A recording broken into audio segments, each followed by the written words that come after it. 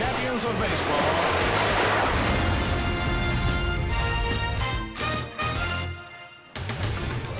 At Citi Field in New York, the New York Mets play the Philadelphia Phillies. New York Mets baseball on SNY is brought to you by Citi, preferred card of the New York Mets. By Cash for Life from the New York Lottery, you could win $1,000 a day for life. By Verizon, the largest, most reliable 4G LTE network in America. And by Mazda, driving matters. Mets arrived home after a 10-game road trip and on a roll, and they have kept rolling. Jacob deGrom, a tremendous effort on Friday night, 12 strikeouts over 7 innings, and the Mets notched a 2-1 win. Yesterday, Zach Wheeler had his troubles, but the Mets had enough offense to overcome, led by bobblehead honoree Asdrubal Cabrera, and working around an hour-long rain delay, the Mets were all smiles again with a 7-6 win in yesterday's game. And a pleasant good afternoon, everybody, and welcome to Citi Field. Gary Cohen, Ron Darling with you today as the Mets go for the sweep of the 3-game series against the Philadelphia Phillies. Mets have won 7 of their last 8. They're now within 4 games of 500. One of the prime reasons has been the play of Curtis Granderson, but Curtis is out of the lineup today with a tight hip. And Brandon Nimmo gets his first start of the season. Nimmo, who came up from Vegas a couple of weeks ago, has been terrific coming off the bench. Well, he really has, and he really deserves a chance to start a game. This is the first time he has started a game for the Mets in center field. Terry Collins, talking about him today, say he is one of the most prepared young people he's ever seen. He's always asking questions. He's always standing in, tracking the ball, doing all the little things to get in the lineup. He finally did. And while Nimmo will start in center field, Rafael Montero will start on the mound, and the results the last 3 times out for Rafael have been very encouraging. Yeah, his ERA is about $1.50 those last 3 games, and his last start he was back to being very aggressive, struck out 7 and 5 2/3 innings against the San Francisco Giants. The Mets hope what they thought they were going to get 3 or 4 years ago continues here on this hot streak for Montero. The Mets will get their first look at the young right-hander Nick Pivetta, whom the Phillies acquired for Jonathan Papelbon. Well, it would have been better if he pitched yesterday from Victoria, British Columbia, but Pivetta is a big, strapping kid. They got him, as you said, for Papelbon, and he's one of those young pitchers that they hope, the Phillies hope, can stick. Mets go for the sweep this afternoon, trying for their first home sweep of 2017. A gorgeous afternoon in New York on Batting Helmet Day. It's the Mets and the Phillies. All the action coming your way on SNY.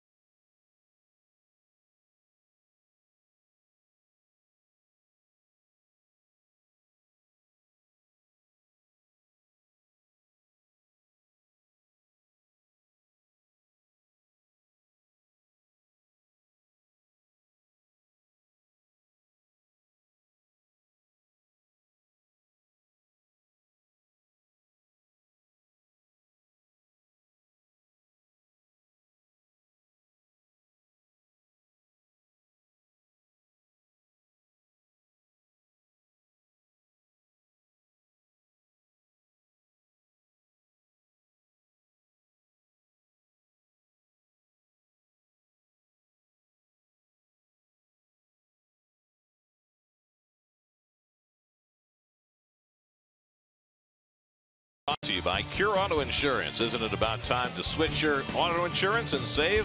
Visit Cure.com today. By Toyota. Toyota's Safety First sales event is going on now. Toyota, let's go places. And by Fidelis Care, quality health coverage. It's our mission. Get to Citi Field Saturday night, July 15th. The Mets play the Rockies at 7:10 p.m. After the game, you can enjoy a fireworks show that will light up the Citi Field sky. Presented by Verizon. For tickets, visit Mets.com/fireworks. Unlimited baseball break brought to you by T-Mobile. The Giants, after the Mets manhandled them, have won 5 in a row since.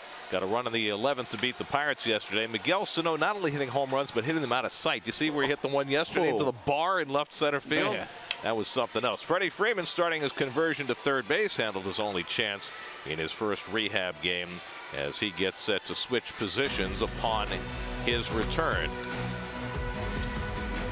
Mets finish off the series with the Phillies before heading to Washington, trying for a sweep of Philadelphia. First pitch coming up from Citi Field.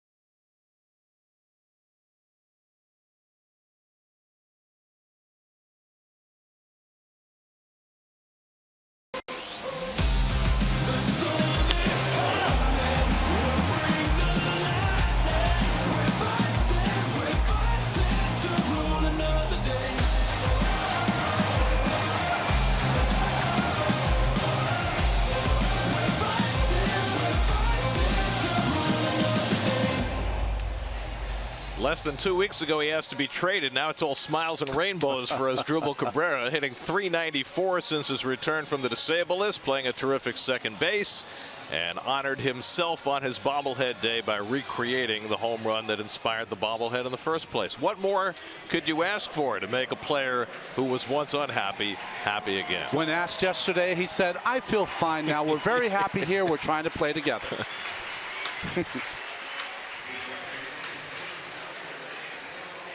Well, you know, we make fun of it, but, you know, in the heat of battle, when you're surrounded by 30 reporters, I'd have to say there's about 30 or 40 things I would have loved to have taken back when I was a player, too. You know what? And we said this the day that it happened in San Francisco. If he plays well, nobody's going to care. That's right. And he has played extremely well, and the Mets have been red hot since that pronouncement.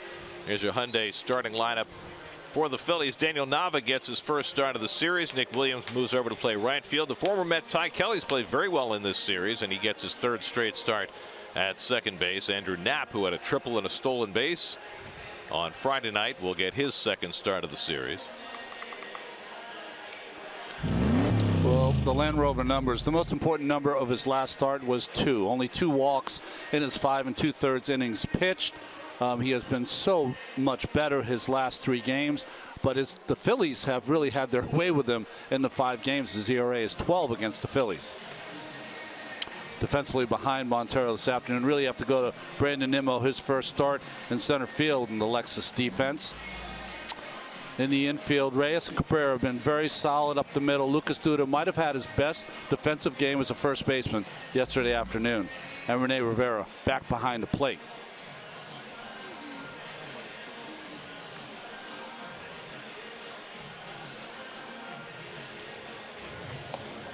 Ramon DeJesus calling the balls and strikes today.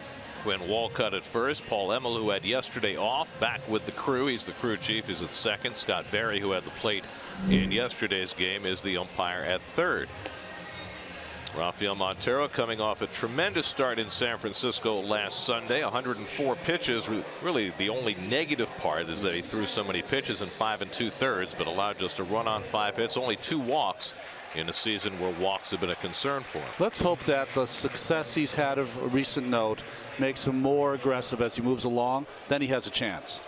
Daniel Nava will lead things off. The 34-year-old Nava starting for the first time in the series. And Montero on a beautiful Sunday afternoon, about set to get things started. Nava's got the Stars and Stripes socks going on July 4th weekend. And Montero's first pitch of the day is a fastball for a strike, and we're underway. It'll be Nava, then Freddie Galvis, and Aaron Altair for the Phillies, who've lost a pair of one-run games in the first 2 games of this series. They now have 21 one-run losses this year, one shy of their club record for the most one-run losses before the All-Star break. So they've been frequently close, but infrequently ahead. Here's the 0-1 and a fastball for a strike. 0-2 to Nava. Nava hitting .287 and over .330 as a left-hand batter. He's a switch hitter who's profoundly better from the left side. Stars and Stripes on the chest protector.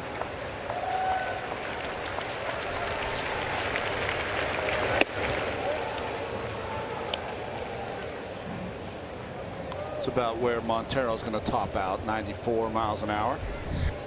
Freddie Galvis, the switch hitter, on deck, then Aaron Altair.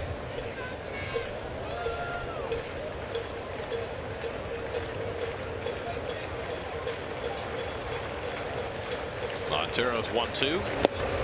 And his first changeup misses low and away, 2-2. Rafi's hoping that this start goes far better than his first appearance against the Phillies this year back in April. Came into a tie game in the 10th inning. Gave up 4 runs in a third of an inning and was the losing pitcher that day. But you can see from those numbers how he's turned it around. 2 long relief outings and then that start in San Francisco, all quality. And hoping to keep that going. 2-2. Fastball just missed the corner, and it's 3-2.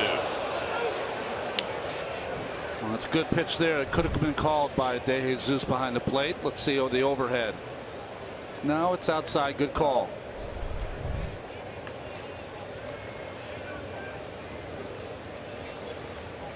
So Montero's gone 3-2 to his opening hitter. And Nava floats one out to left field. Cespedes right there to grab it for the first out of the day.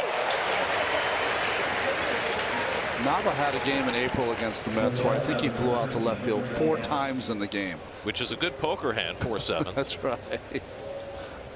Here's Freddie Galvis. Galvis 2 for 9 in this series. And as usual, plagued by the low on base percentage. Shade under 300 this year. It was even lower last year. But Pete Mackanin likes him in that 2 spot in the batting order for the moment. And so he remains there today. And takes a strike from Montero. Change up to start him off.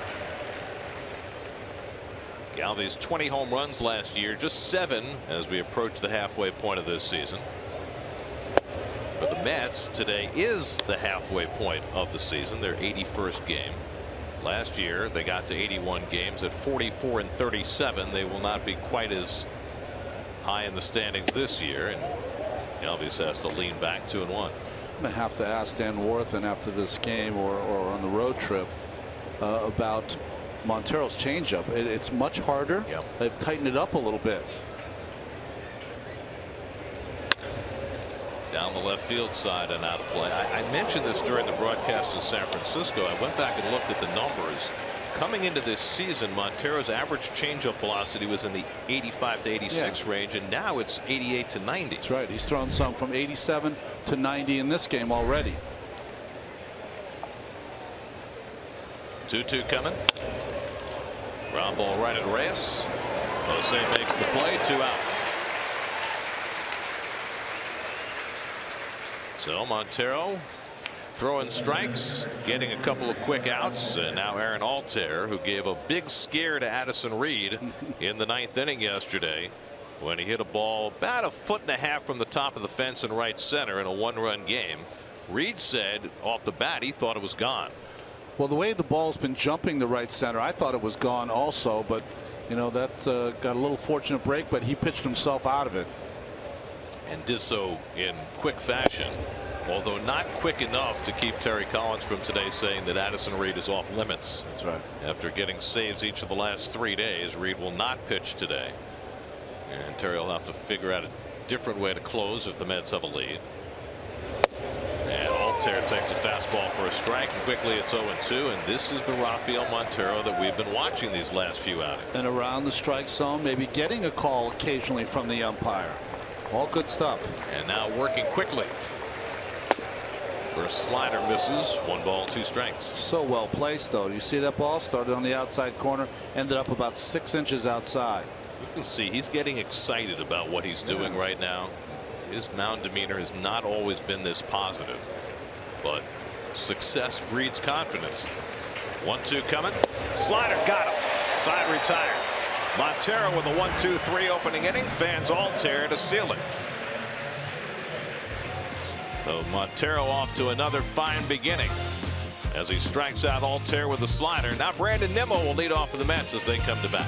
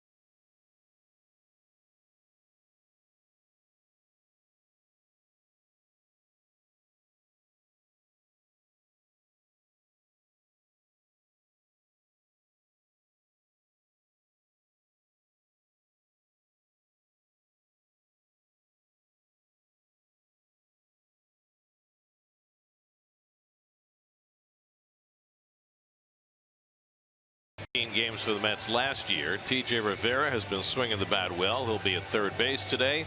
Rene Rivera first start of the series after involved in that collision with Giancarlo Stanton a few nights ago.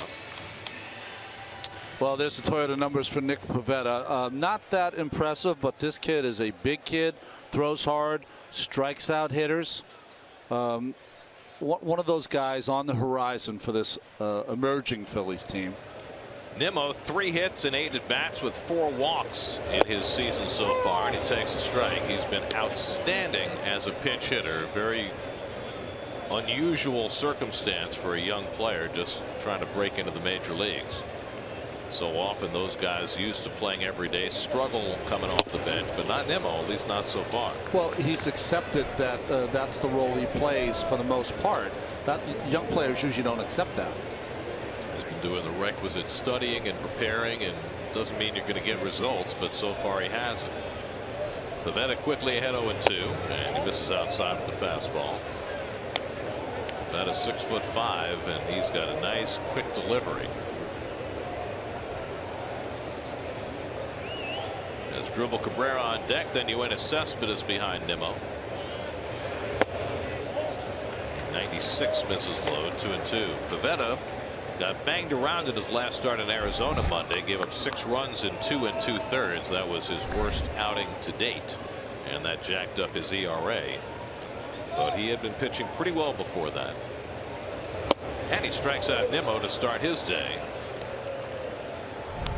This kid's got a good fastball straight over the top, and the ball jumps. And watch where he releases the baseball. Very simple motion, doesn't really push off a lot because he's such a big kid, all arm. And watch when he releases the ball right in front of his face.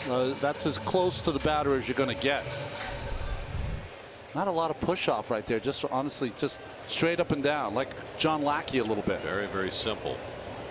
So here's Cabrera coming off his go-ahead home run in yesterday's game, and he takes ball 1. 9 games since coming off the disabled list now, and Cabrera's hitting .394 over that span. And Pivetta beats him with the fastball. 1-1. All heat so far from Pivetta, and he has got a good fastball. Well, he's had some trouble throwing strikes. He's about 50-50 right now on first pitch strikes, so trying to be a little more aggressive here in the first inning.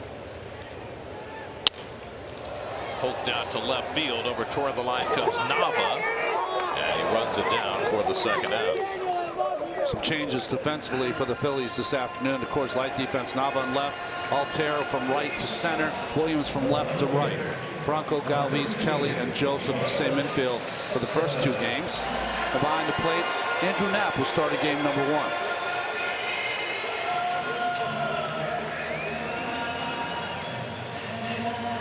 The Mets have won the first 2 games of this series without any real contributions from their 3 and 4 hitters. Cespedes and Bruce have combined 1 for 15, and Cespedes really in a funk right now. 4 for his last 27. Looking to break out on a Sunday afternoon, and he takes a fastball for a strike. Yoenis has seen his batting average drop to .288. His slugging percentage still over .550, but lately his at-bats have not been good.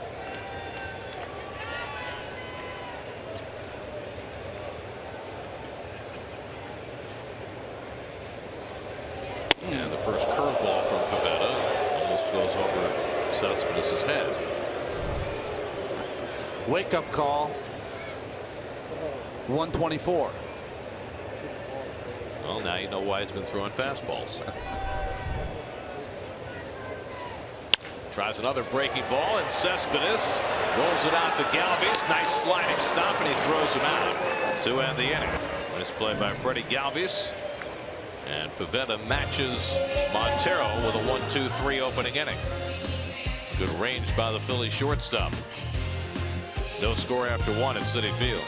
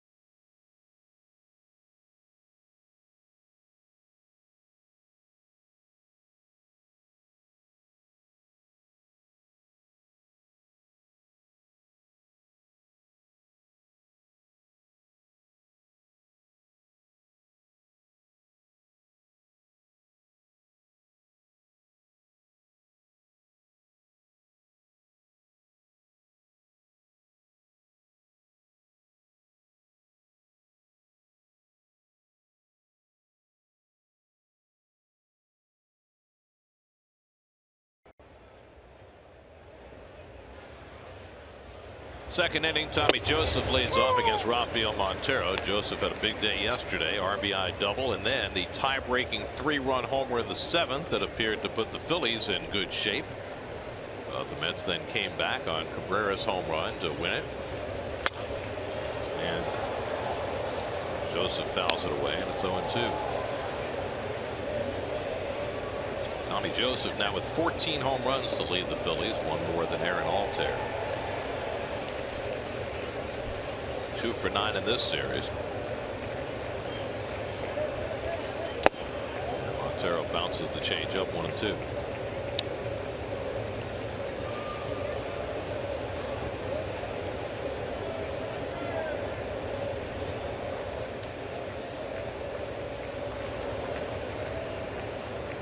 One-two coming, and the breaking ball hit down the left field line, and that'll go foul.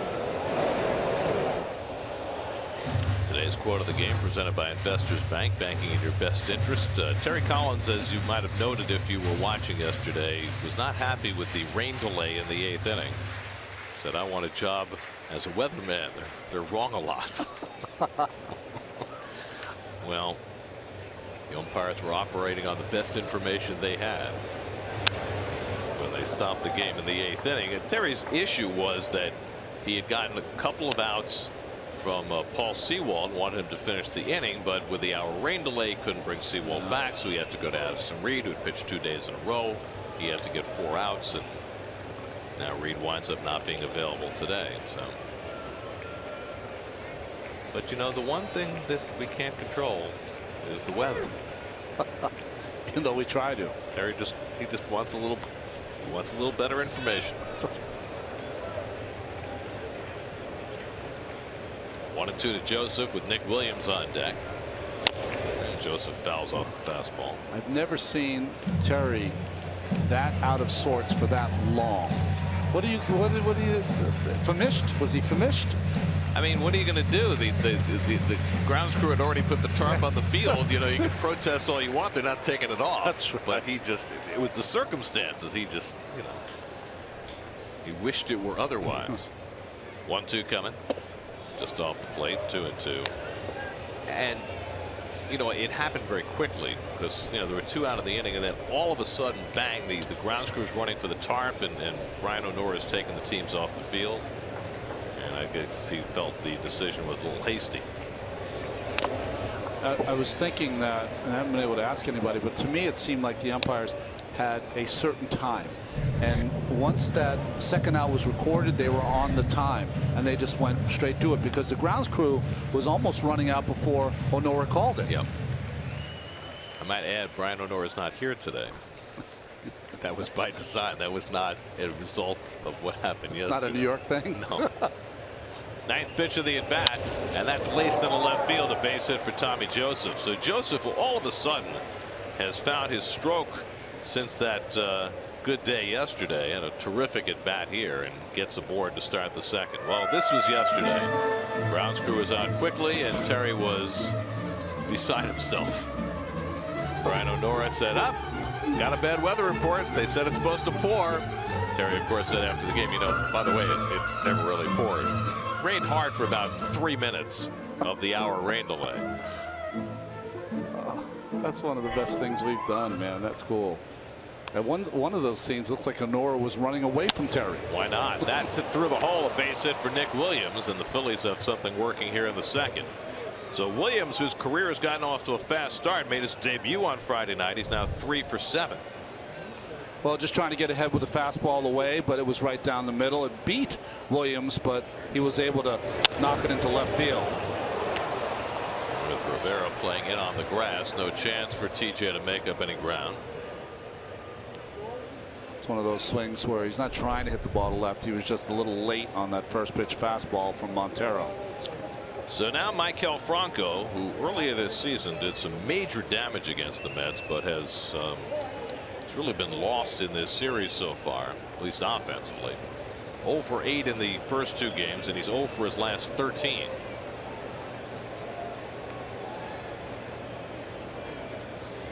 Joseph at 2nd, Williams at 1st with nobody out. And Franco drives one to deep left center field. Nimmo racing back. near the wall, and it's off the fence on the fly.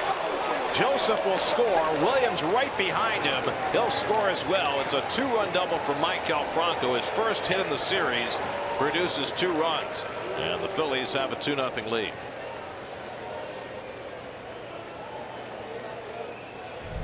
Well, interesting with Montero being more aggressive. It looks like the Phillies have figured out he's trying to be more aggressive.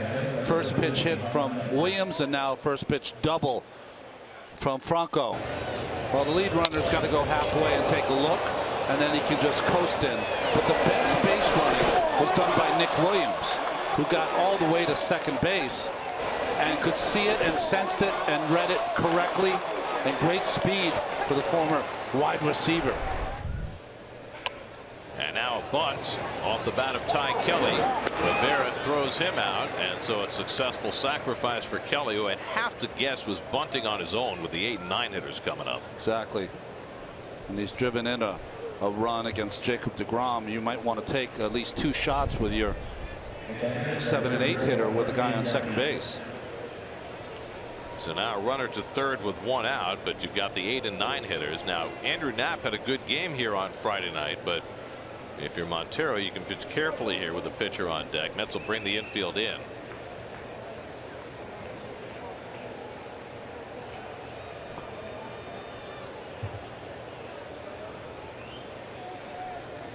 See the defense. Reyes and the middle infielders are back 4 or 5 steps. Franco has decent speed, not great speed.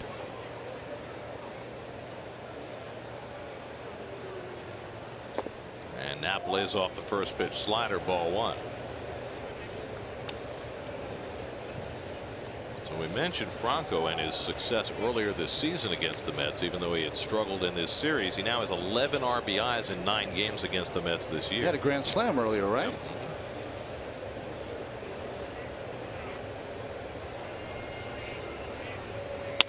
Hit sharply and past Cabrera into right field, and that'll bring in the run. So Cabrera playing most of the way in, and Knapp beat him with that ground ball. That'll be scored a base hit, and the Phillies have 3 runs home in this second inning and a 3-0 lead. Well, really the danger of playing your infield in is that a ball that would have been an out is now turned into a hit. No argument there. Cabrera, that ball just ate him up. Nothing he could do. Just trying to throw the leather out there, hoping it hit inside the glove. So we have a chance here for something you rarely see, the 2 sacrifice bunt inning. Right? That's right. But Pivetta pulls the bat back for the Butcher Boy, and T.J. Rivera saw his life flash before his eyes. He was only about 40 feet away. Pivetta 2 for 15 in the major leagues. He has 1 sacrifice.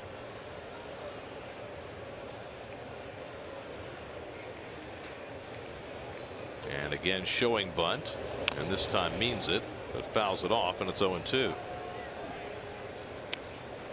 I mentioned before from Victoria, British Columbia, Nick Pivetta went to New Mexico Junior College to pitch there, and then was drafted by the Nationals, I believe, in the 4th round. He was not drafted at all out of high school. He was not well regarded at all, but really developed in junior college. Still showing bunt with 2 strikes and gets it down. Nice bunt. Rivera makes that play. 5-4 on the sacrifice. So 2 sacrifice bunts in the inning for the Phillies, and now Knapp at second with 2 out. That's something you don't see a lot in the National League anymore. It used to always be standard. Even with 2 strikes, the pitcher was asked to bunt, and Pete McCannon asked Pivetta to bunt, and he got it down. So now Daniel Nava with a runner at second and 2 out. Nava flied out to left to open the game. Nava's very meticulous about the batter's box, about digging his foot in and taking his time to get in there and make sure he's comfortable. Well, he was very comfortable his first major league at bat. Yes, he was. First pitch hit a grand slam. And the thing about Nava is he's never been a home run hitter, but it's a quirky thing. Well, I remember that game because it was a game of the world on a Saturday afternoon, and his parents were in the crowd, and I mean, perfect setup. Can you just imagine?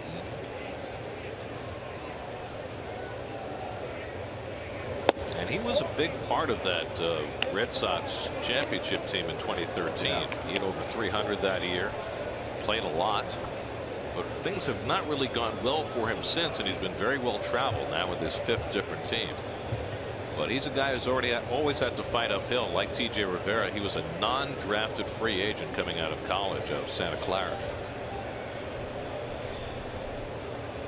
2-0 for Montero, and there's a strike. 2-1. Nava played before he got signed by the Red Sox. Came out of college, played for the Chico Outlaws in the Golden Baseball League. Chico Outlaws, not Chico's bail bonds. I mean, it has to be the bail bonds, right? Right? Well, I guess if you're an outlaw, you can utilize Chico's bail bonds. Well, you'll need it. Chico Outlaws. That gets away. Rivera can't find it, doesn't know where it is. Here comes Knapp trying to score, and he scores from second base on the wild pitch. Rivera had no idea where it had gone. I think it might have hit the umpire's foot and angled back toward the backstop, and that's where he lost his sense of direction. Ball in the dirt, backhanded and missed by Rivera. Hits the inside right leg of De Jesus and caroms to the left. So he thought it went straight back. Didn't know by the time he got there. Good hustle by Knapp, who's had a delayed steal and scored from second base on a wild pitch in this series. The catcher. Well, he turned on the motor and scored easily. The 4th run of the inning. It's 4-0 Philadelphia. And now Nava flies one foul. That'll go out of play, and it's 3-2. At Shea Stadium, I forget what year it was. I remember I saw Mike Schmidt score from first base on a wild pitch. The ball went off Carter. It rolled on top of the wooden planks on top of the first step into the dugout, which was in play, right, and went all the way down. He scored for first base.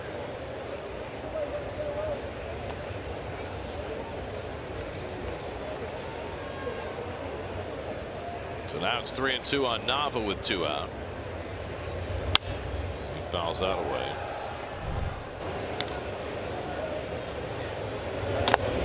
Watch Montero's covering. He's not really looking at the play, and finally he points. That's way too late. What you can do as a pitcher there, if your catcher's that confused, you can go get it yourself and let him stay there. Well, it looked like he just assumed that Rivera was going to find it, but Rivera had no idea, and by the time they figured it out, Knapp was across the plate. So a nightmarish inning for Montero. 4 runs are in. And Nava fouls off the slider and stays alive. So after a tidy 1-2-3 opening inning, Montero's thrown 24 pitches already in this inning, given up 4 hits. The Phillies officially are 4 for 4 in this inning because both outs were sacrifice bunts. That's right.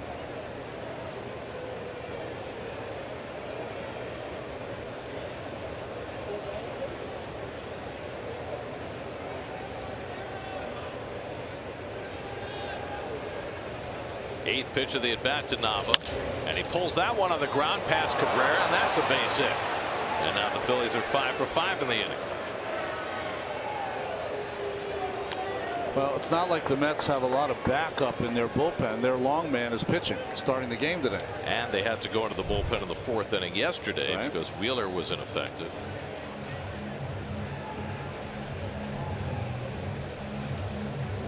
Ball hit to the left of Cabrera. He could not get there. Dan Worthen out at the mound to talk to Montero to try and settle things down. You know, it is possible for the Phillies to end this inning 5 for 5 if Nava gets picked off or caught stealing or thrown out at the plate. Right. Some. I'm not sure I've ever seen that happen. A team not have an out against their ledger in the box score. A perfect inning. Yeah, the immaculate inning. There you go, offensively.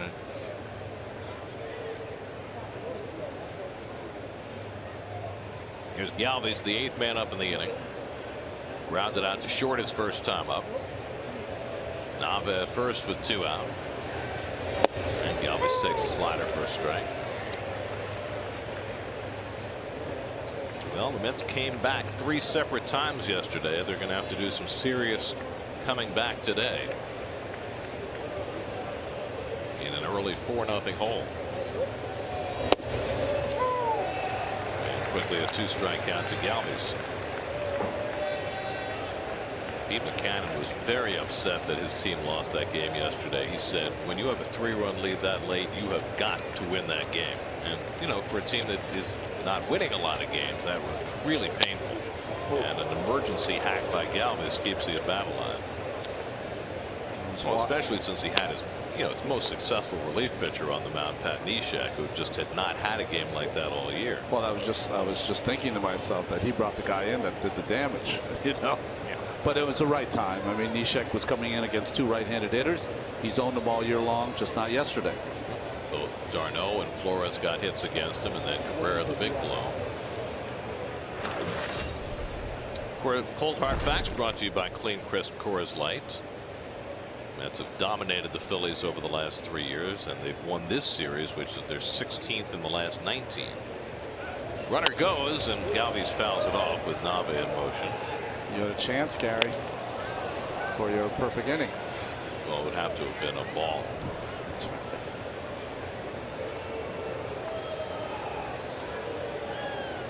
Galvis doesn't let all that much get by. No, he doesn't.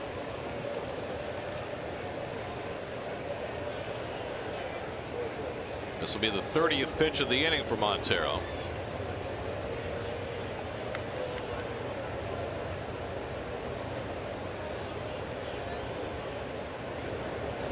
And he strikes out Galvis with the slider. No immaculate inning for the Phillies, but they do score 4 runs. Mets will try and fight back in the bottom of the 2nd, trailing 4-0.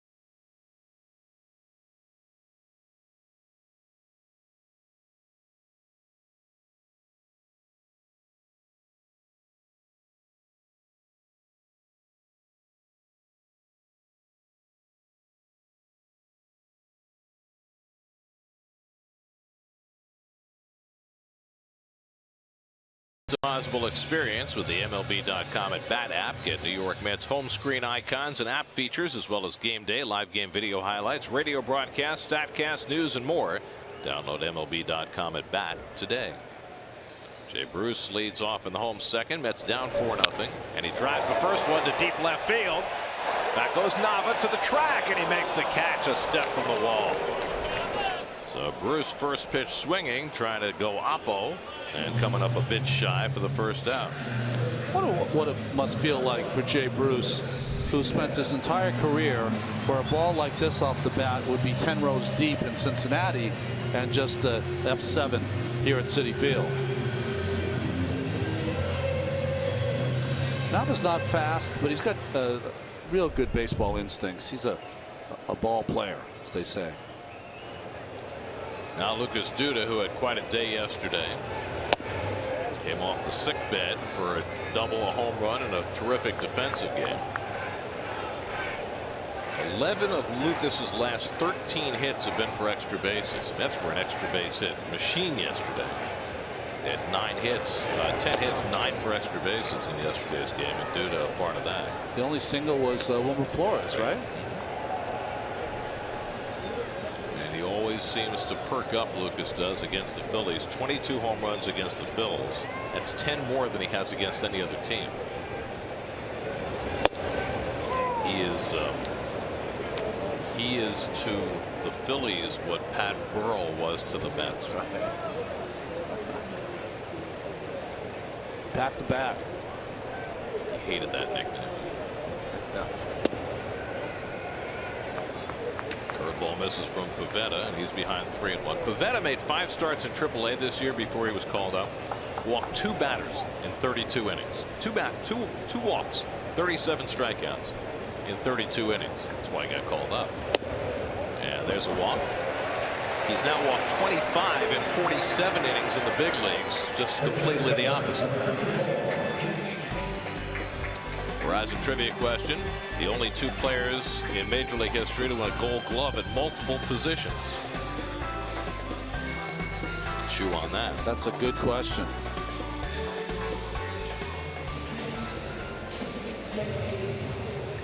Do you know?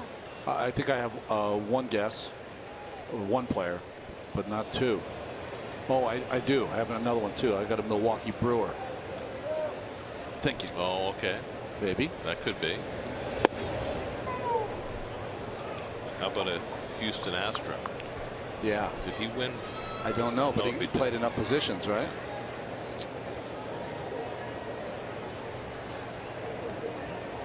TJ Rivera, 5 for 11 over the last 3 games, getting a chance to play regularly again.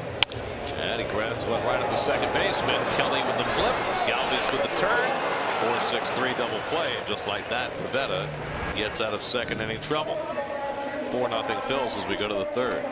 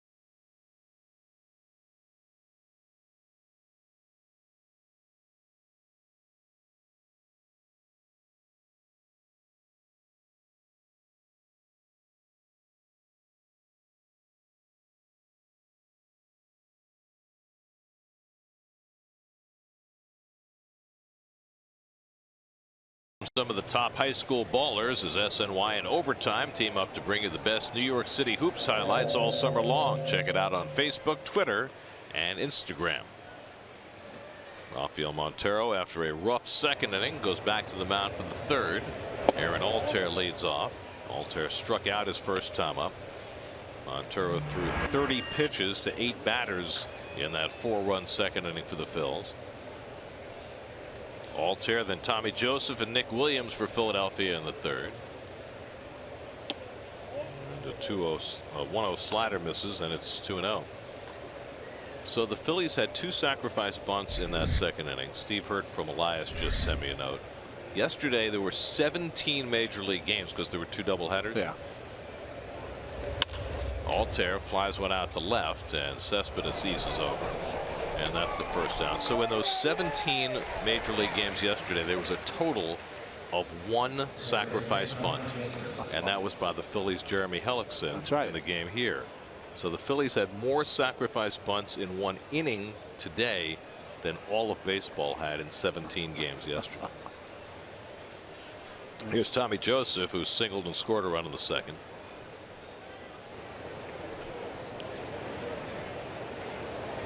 The Phillies, after Joseph's at bat, were very aggressive, but it was Joseph who set the tone with a 9-pitch at bat against Montero to get that inning started. 9-pitch at bat, but yesterday he hit a base hit double off Goodell's split finger, a 3-run home run off Salas's changeup, and again another changeup from Montero. So you're saying hard stuff. Stay away from the soft stuff, middle of the plate in to Tommy Joseph. Or beware. Well, he's very strong. Joseph, who was a catcher in the Giants organization. Phillies got him in the Hunter Pence deal a few years ago. That's lined to the left, a base hit. That came on the fastball. So maybe he's just hitting everything right now. And he's red hot. 4 hits in his last 5 at bats now after a 2 for 24 stretch. So Joseph is 2 for 2. Ball's supposed to be away, just back over the middle of the plate. You know, Montero's stuff reads that he's got to be pretty precise. Doesn't have that one pitch that isn't a wipeout pitch. Now Nick Williams, who had a base hit through the hole into left, and Rivera playing a little bit further toward the hole this time than he was in Williams' last at bat, but again playing in as he did last time. Today's Spectrum high-speed pitch. It's a tie, but not on the scoreboard.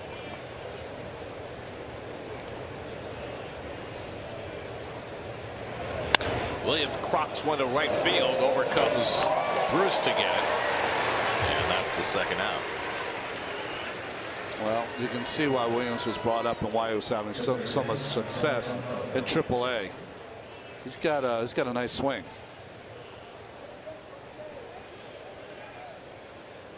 So now 2 out, and here comes Franco, who had the big hit for the Phillies in that 4-run second. He doubled off the wall in left center. His first hit in the series. That's here with 2 out and Joseph at first. And a first pitch slider on the free swinging Franco. Good idea.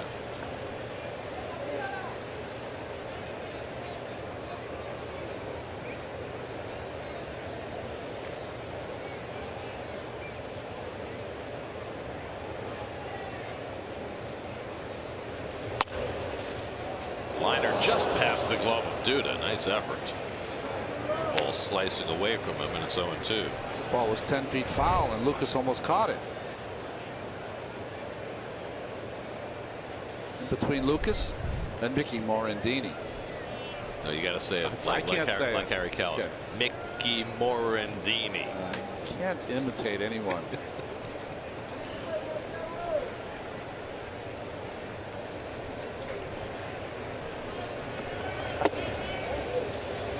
To Franco.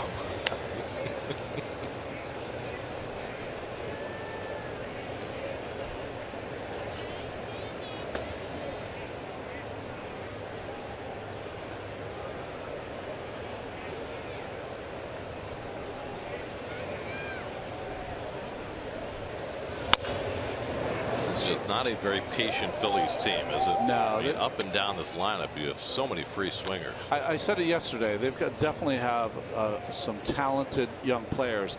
I said undisciplined was the word I came up with. They're up there hacking.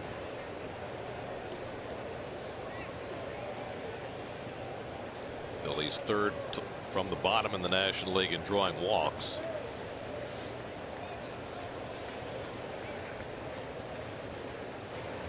And Franco strikes out of the fastball away. I'm not sure Montero ever threw him a strike, and he struck him out. Third strikeout for Rafael. Better inning for him in the third. Middle of the third at Citi Field, 4-0 Phillies.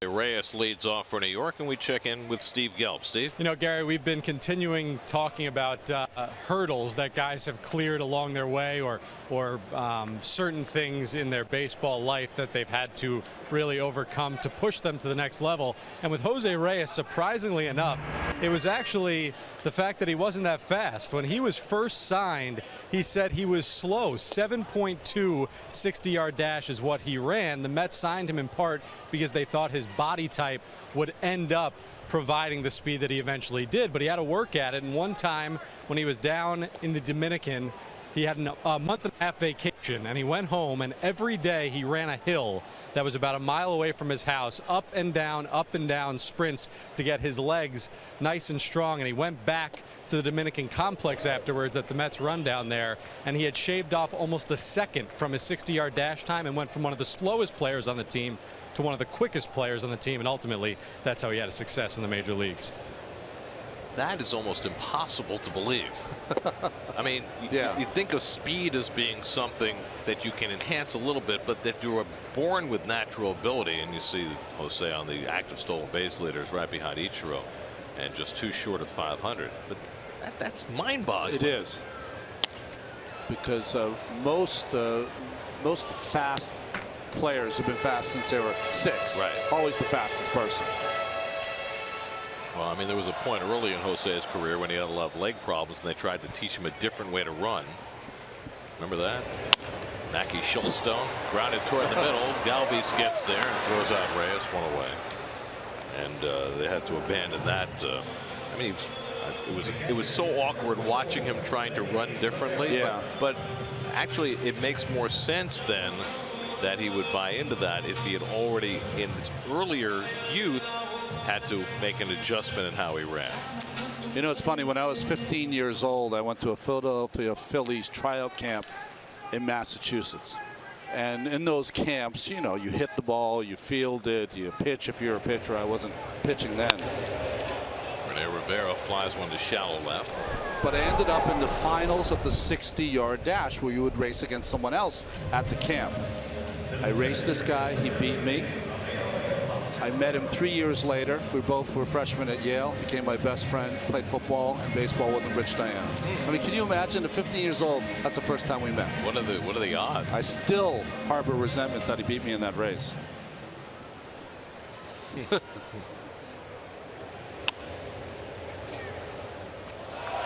Rafael Montero looking for his first major league hit.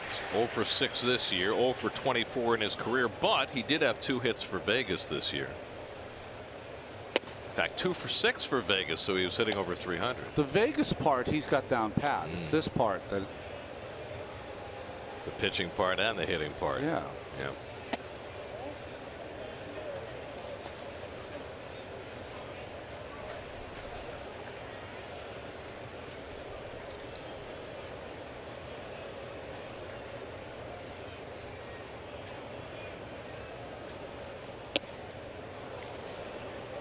Swing hard in case you hit it. Yeah, this kid really is just coming right at the Mets with mostly fastballs.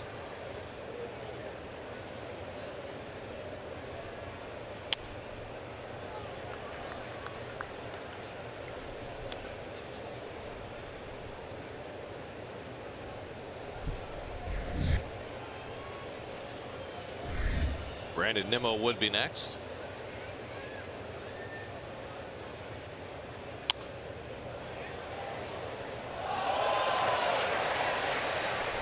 Four-year-old Nick Pivetta, just his 10th major league start. And coming off a rocky one his last time out. He's been terrific so far in this game. Little jam shot over the mound. Galvi's charging and throws out Montero, and that ends the inning. Mets are out 1-2-3 in the third on this July 4th weekend. Let's keep it right here.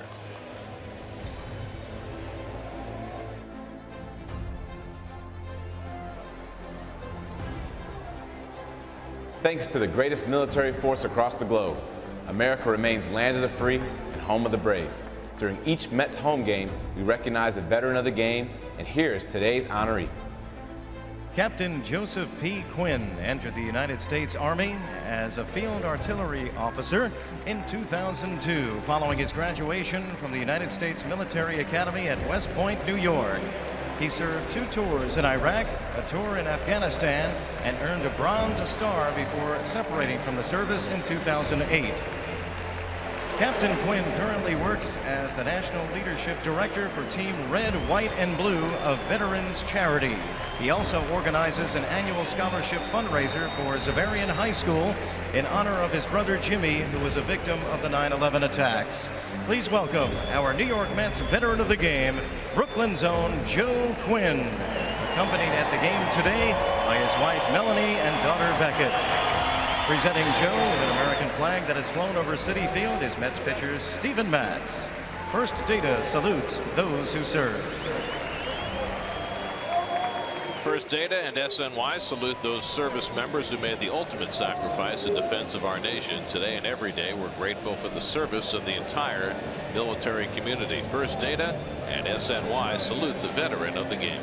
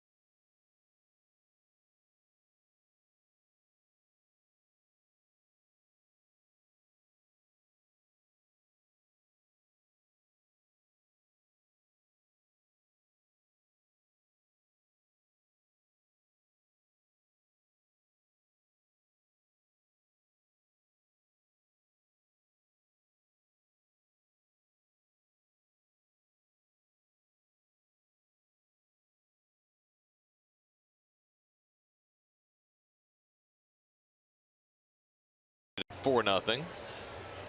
You know, the ground ball by Reyes for the first out. Watch Galvis. Watch him replace one foot with the other. You know, so we always think that you just have to catch the ball. Well, that is definitely part of it. But these real great infielders are not only, as they're catching it, they're putting their body in position to replace their feet and get in position to make the accurate throw. It's beautiful when it's done right. Ty Kelly leading off in the fourth, fouls off the changeup. Well, it's so easy to take for granted the actions by infielders who take dozens of ground balls every day just to establish the muscle memory to be able to do that. It's sharply right at Cabrera, and he throws out Kelly one away. But you know as well as I do that there are a lot of guys that can make plays, but there's some that make it look really beautiful the way they do it, the way their footwork is. Everything seems to be in coordination with the rest of their body.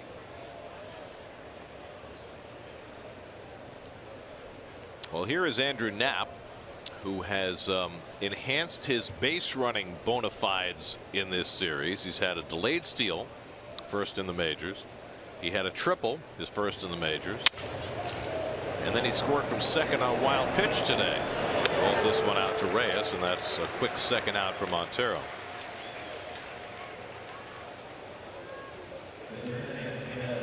So the KNs are having some decent years around the league. Knebel for Milwaukee. Knapp here. You don't use the K. Bobby Knopp when I was a kid. That was my dad's favorite player. Bobby was an infielder who played for the Hawaiian Islanders. So when my dad was in the service, he'd go watch those AAA players play. Bobby Knopp playing second base. Rick Reichert in the outfield. Albert Pearson. Montero ahead on Pivetta, 0-2. And he drops in the slider. Strike three called. Side retired. 7-pitch inning for Montero. He needed that. His fourth strikeout. Still 4-0 Phillies.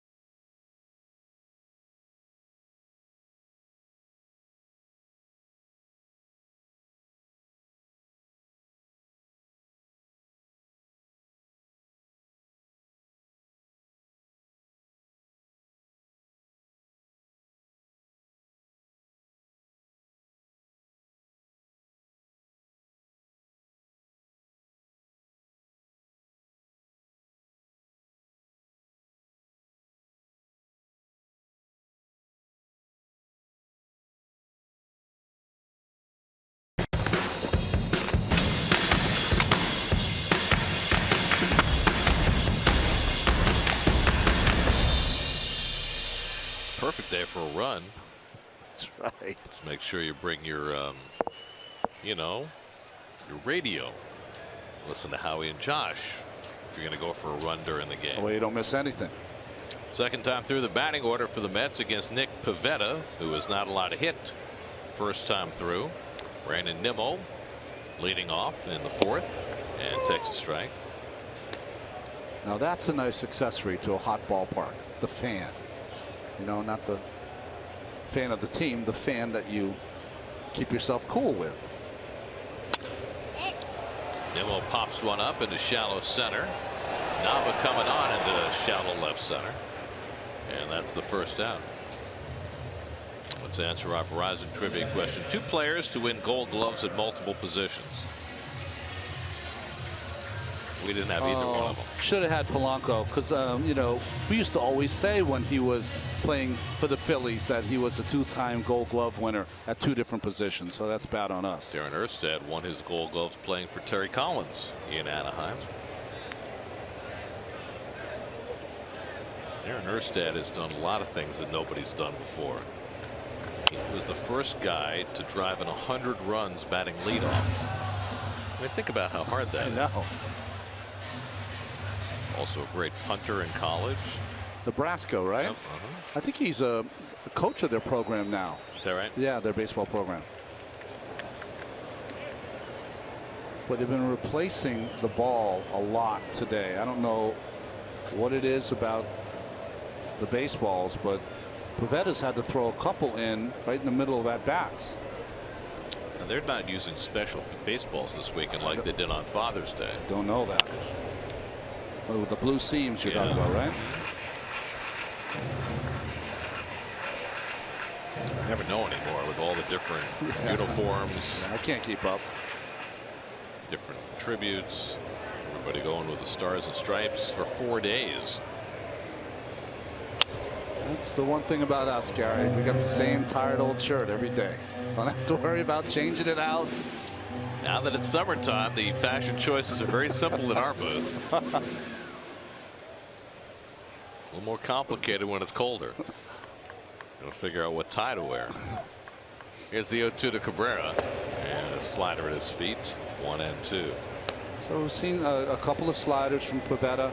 We've seen a couple of curveballs. A couple have gotten outs on Cespedes and Rivera. And you see the defense against Cabrera pretty straight up, except for Franco way off the line at third. And the slider gets him looking. Cabrera didn't think so, as he's rung up by Ramon de Jesus, and that's the second strikeout for Pivetta. Well, this pitch had some late break on it, and I think that's a good pitch. Thought it was inside. I think Cabrera thought it was inside.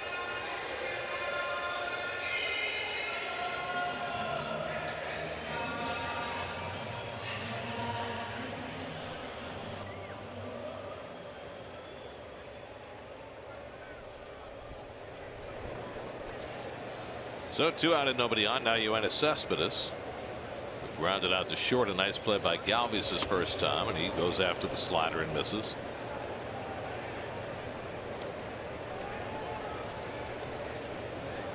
Pivetta making it look pretty easy so far.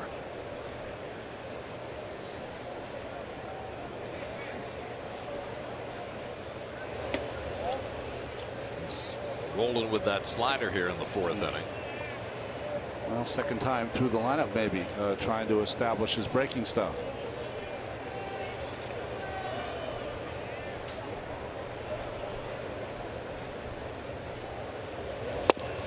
Threw that fastball by Cespedes, and it's 1 and 2.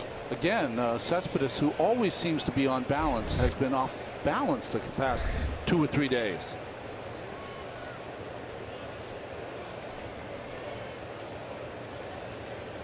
Well, they need him to be on balance tomorrow. Facing Steven Strasburg in Washington. Inside 2 and 2. Mets will miss both Gio Gonzalez, who pitched last night, and Max Scherzer, who pitches tonight against the Cardinals. We'll get Strasburg tomorrow, then Joe Ross and Tanner Roark.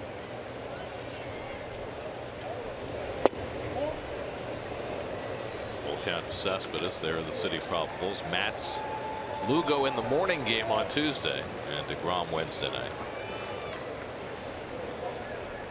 So certainly the Mets get a break in missing Gio and Scherzer. Now they have to try and take advantage of it. Breaking ball misses inside, ball 4. So he missed with a 3-2 slider. Second walk given up by Pivetta. Well, he's young enough that he doesn't have to use all of that big body, really just from the waist up. he is kind of an arm thrower. So big and strong that he's able to throw the ball 95, 96 miles an hour. But he kind of short arms it, so I think it gets on the hitter a little quicker than the hitters thought coming into this game. Pivetta, who we've mentioned, grew up in British Columbia. And if you grew up in British Columbia, you basically have two choices. You can be a Mariners fan because they're right there, or you're a Blue Jays fan. And he was a huge Blue Jays fan as a kid and a big Roy Halladay fan. So now he's wearing the same uniform that Halladay eventually wore with the Phillies. And that one skips away from Knapp, and that'll get Cespedes down to second. This is the fastball that got away. Wild pitch charge to Pivetta. You know, you're mentioning Roy Halladay. He has some mannerisms, some small, that Halladay had, and it makes sense. When you admire someone when you're a kid, a major league athlete, you always try to copy how they do it, and sometimes it stays in your game for a long time. Almost balked there.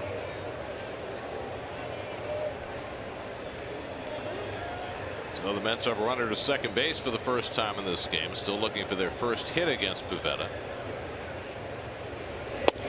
Bruce probably came the closest when he hit one a step from the fence in left field his first time up.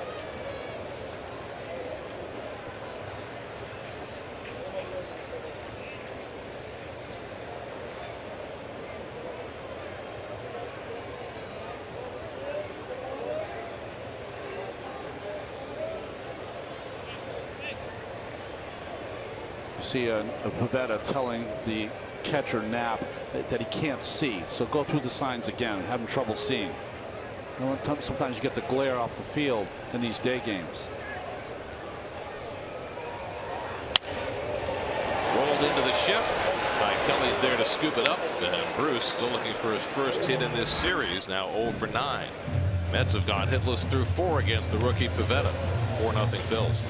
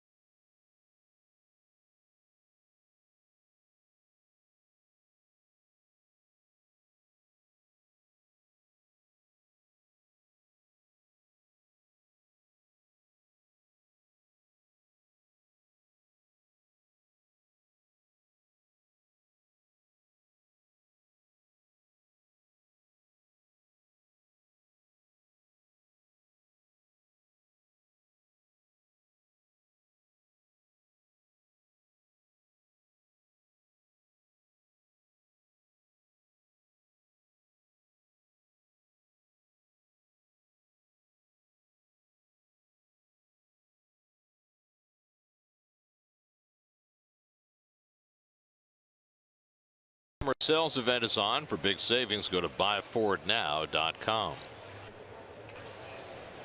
Well, the Mets have been held without a hit through the first 4 innings by Nick Pivetta. Meanwhile, Rafael Montero had one blow-up inning in the second. He has settled down the last 2, and now he'll start his 3rd time through the batting order. Daniel Nava has flied out and singled to right, 1 for 2. And must have been looking for something else. That's a tweener. That's when you decide that you're going to swing at the first pitch, and when it's on its way, you say, no, I'm not. Oh, whoa, jeez. I did both. It's like he was looking for the local and got the express. Passed right by his station. But he's on that one and scoots it through the hole for another base hit. So he's ready on the second pitch, and Nava's 2 for 3. Nava's the kind of player I think every team would like to have on their bench. Because switch hitter, you know, decent defensive player, good teammate.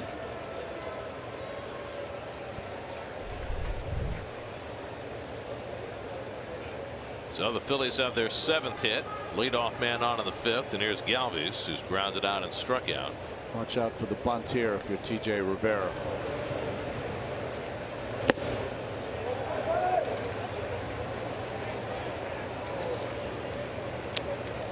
You know, when I say that about watch out for the bunt, one, within the rim, within this game, he already had a couple sacrifices.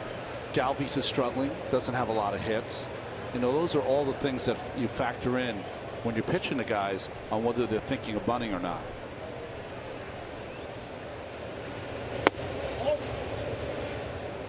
Ball and a strike to Galvis.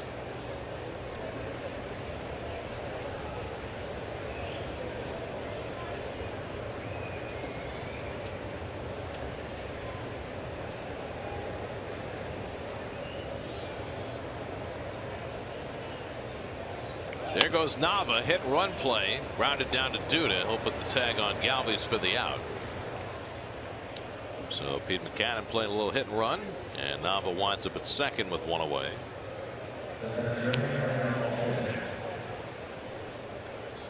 And now Aaron Altair comes to bat. Altair has struck out and flying to left, 0 for 2 today. Montero making his 2nd straight turn through the rotation. He subbed for Zach Wheeler last Sunday in San Francisco, subbing for Robert Gazelman this time around after Gazelman blew out his hamstring.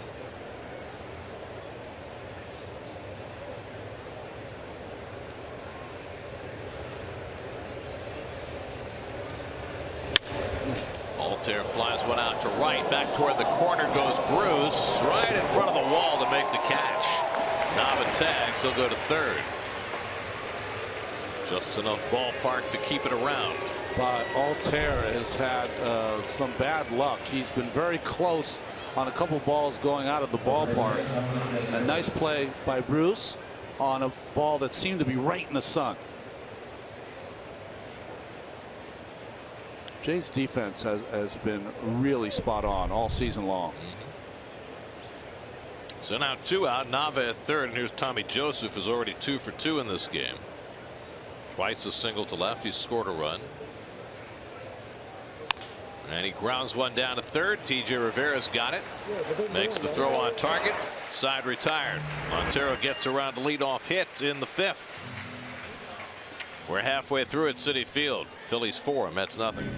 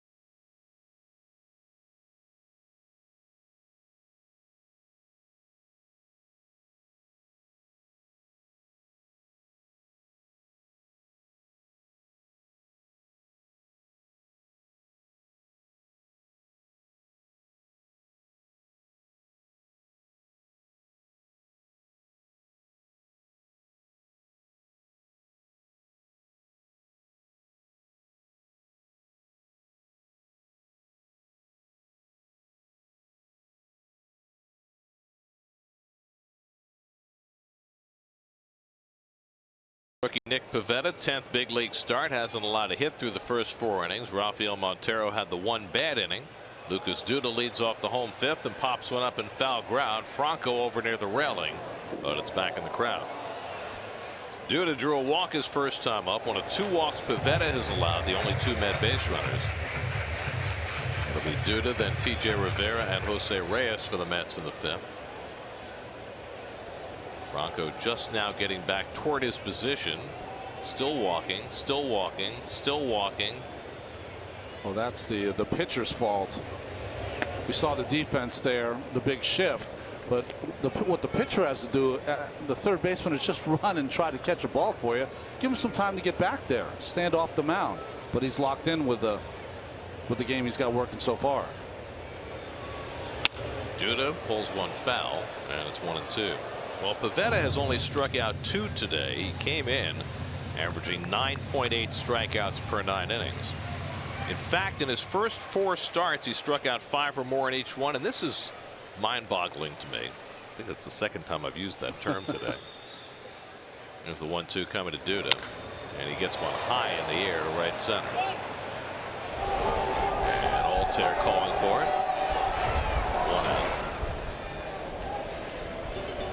SNY play ball, and the New York Jets are looking to help local football leagues in need with grants, equipment donations, clinics, and special Jets experiences. Does your league need assistance? Apply today at sny.tv/playball. So Pivetta struck out 5 or more in each of his first 4 starts. It had only happened one other time in Phillies history. Think about that. What? 5 or more strikeouts in first 4 starts. You'd think that's no big deal, right? Yeah. Happened once in 1901. Happy Townsend did the same, and then 116 years later, Pivetta did it. So Marty Bystrom, when he went 5-0 in September, didn't strike out at least 5. 5 or more in the first 4 starts in the big league. I know it sounds crazy, right? T.J. Rivera grounded into a double play his first time up. He pulls one toward the left field corner. Nava looking. It's out of here. T.J. Rivera homers for the 2nd straight game. His 4th home run of the year, the Mets' first hit of the day, and it just cleared the orange line to get the Mets on the board. It's now 4-1.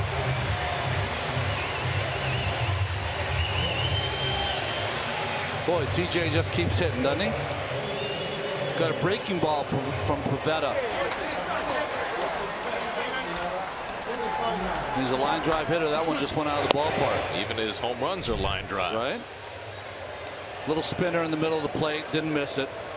Kind of hooked it down that line. And what a sound that made off the railing. So the Mets finally break the ice against Pivetta.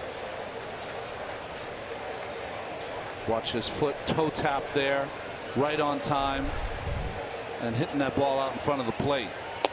You know, TJ played for Puerto Rico during the World Baseball Classic and demonstrated that he had some power during that series. He had a couple of home runs in that series, right?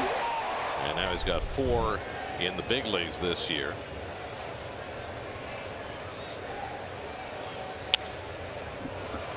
Two to Reyes. That Mets home run means $2,000, enough for No Kid Hungry to provide 20,000 meals courtesy of City. Yesterday's ball game, we had Steve Gelbs talking to TJ about how he works the middle and stays behind the ball. Since then, 2 home runs. Reyes pops one up. Should be easy for Knapp. And that's the 2nd out.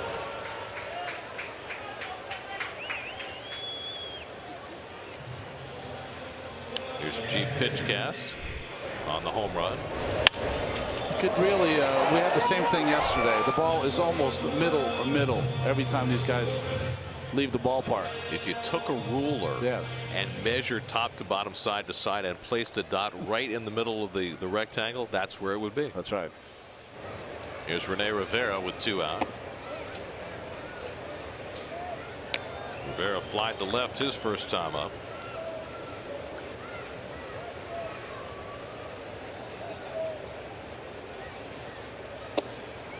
Pivetta in the minor leagues this year, 5 starts, 32 innings, only 1 home run. In the big leagues, 50 innings, 9 home runs. Wants that minor league baseball back. Not in the International League anymore. Off the plate, 2-1. I mean, the Big League Baseball is flying out at such a rate that Major League Baseball issued a statement saying that the ball hasn't changed, just to let everyone know. Thou doth protest too much. Yeah. Ball strike to Rivera, 2-2. Even saw Gary Sheffield saying today he thinks the ball is juiced. Neil Ramirez up in the bullpen for New York, giving Terry the option to pinch hit for Montero if Rivera gets on. But Montero has settled in nicely the last few innings. So he's certainly not coming out of the game if his turn doesn't come up.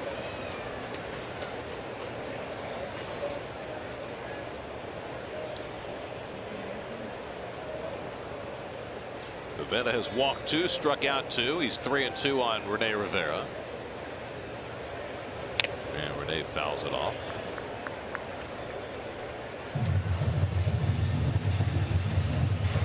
The Mets ever had a 2 Rivera home run inning? Whoa.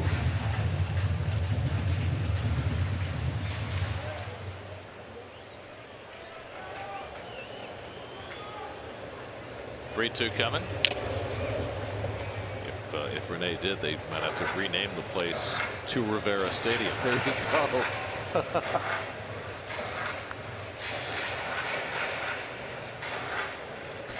At the confluence of what 2 rivers, by the way?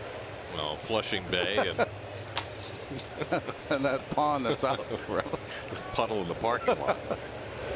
That's outside, ball 4. And so what does Terry do now? Does he bat for Montero or does he leave him in? Well, I think what happened as DeGrom was had a bat also.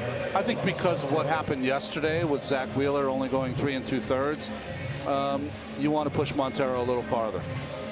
And he's thrown only 72 pitches, and he's pitched well after that bad second inning. Pivetta thought that was a strike, but it wasn't. It was outside, so that's not a great thing to do for a young player, especially with a young umpire.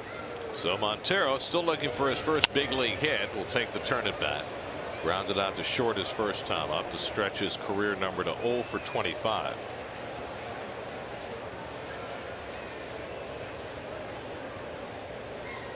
So Pivetta needs to throw a few more pitches to get himself through this 5th inning. He's now walked 3 on the day. And Montero with an ugly hack. 0-2.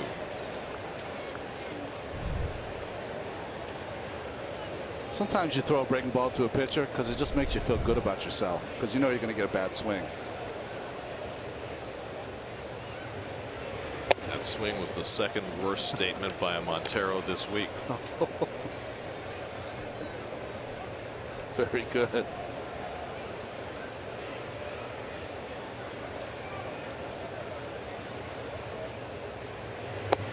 And Montero down on strikes to end the inning. 3rd strikeout for Pivetta, but the Mets get on the board on TJ Rivera's home run. TJ with his 4th of the year and his 2nd in 2 days. Makes it 4-1 Philadelphia as we head for the 6th at Citi Field.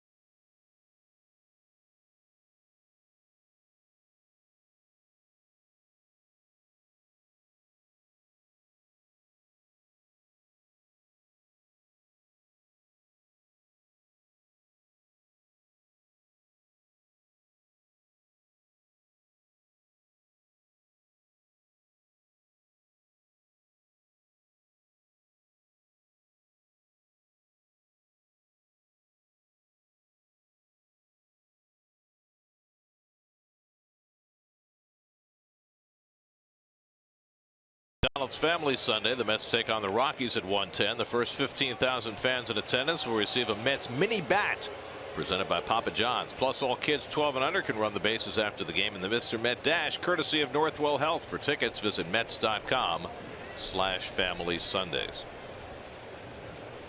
Rafael Montero's had back-to-back 7-pitch innings. Looking for more of that as he starts Nick Williams with a changeup, 0-1.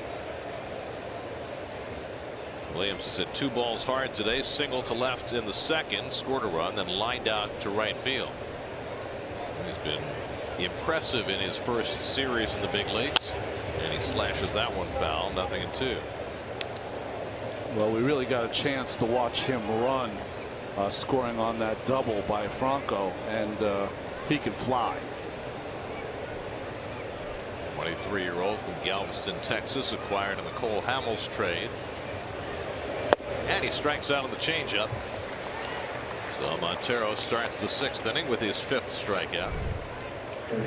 Well, just went all soft on Williams, starting with a changeup, finished him with a changeup. Well, Montero had the 1 bad inning in the second, but you have to like the way he has settled back in. Yeah, we haven't seen that from him. When he's had bad outings, he's never been able to shut the faucet off. He has today so far. Here's Maikel Franco, and he pops one foul that'll come back out of play.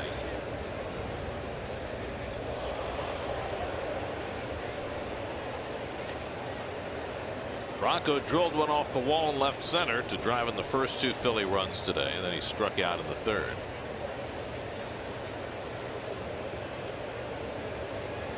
And Montero seems to have figured out that you don't have to throw the ball in the strike zone against Franco. Ball on a strike. Rafael is 26 years old, which skews even younger when you think about the fact that he didn't sign his first pro contract till he was 20, which for a Dominican player is very unusual. Most Dominican players sign when they're 16 or at the latest 17, but he grew up in a part of the Dominican Republic over near the Haitian border where they didn't play a lot of baseball. And it wasn't until he moved to Santo Domingo as a teenager that he started really concentrating on baseball. So to sign at age 20 coming out of the Dominican Republic is very unusual. And so when you think of him as 26, maybe you think of him a little younger in terms of his development.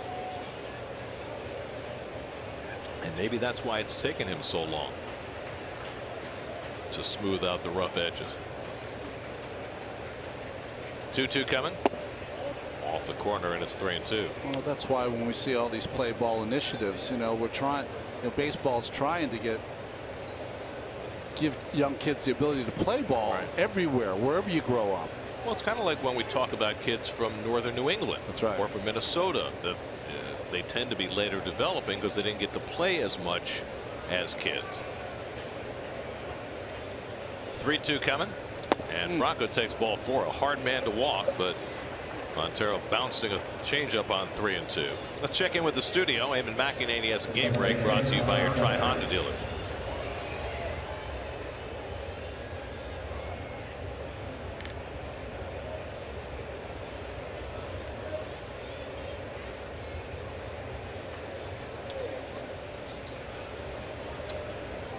Thanks, Eamon. Jake Arrieta pitching today. Has anybody stolen a base yet?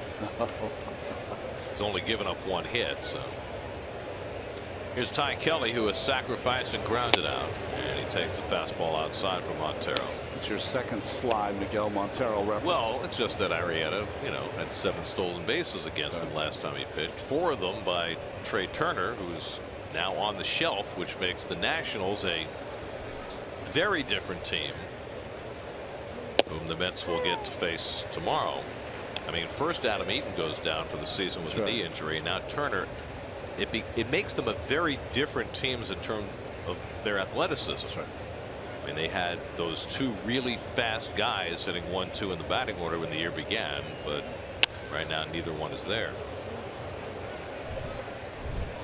Next 2 series, the Nationals, who have lost 3 in a row and 5 of 7, kind of back on their heels a little bit right now, and then the Cardinals, who have been pointing in the other direction. They're playing each other right now. Yeah, they're starting pitching has gotten better for St. Louis the last dozen games. And they've got their ace going tonight, Carlos Martinez against Max Scherzer. That's quite a matchup. 1-2 coming, and Kelly lays off the slider. 2-2. Montero looking at his hand there. Wonder if he's developing a blister issue. Just rubbed his hand against his pant leg. Sometimes you can catch a nail on your hand and your fingers start bleeding. He's at 85 pitches for the day. Nobody up in the bullpen. Franco at first and 1 out. 2-2 to Kelly. And he bounces that slider. 3-2. Good stop by Rivera. Let one get by him earlier in the game that cost Montero a run.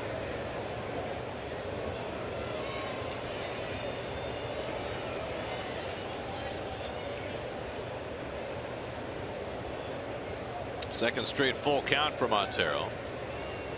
So he's got that very long nail on his pinky. Morticia Adams. Wonder what that is.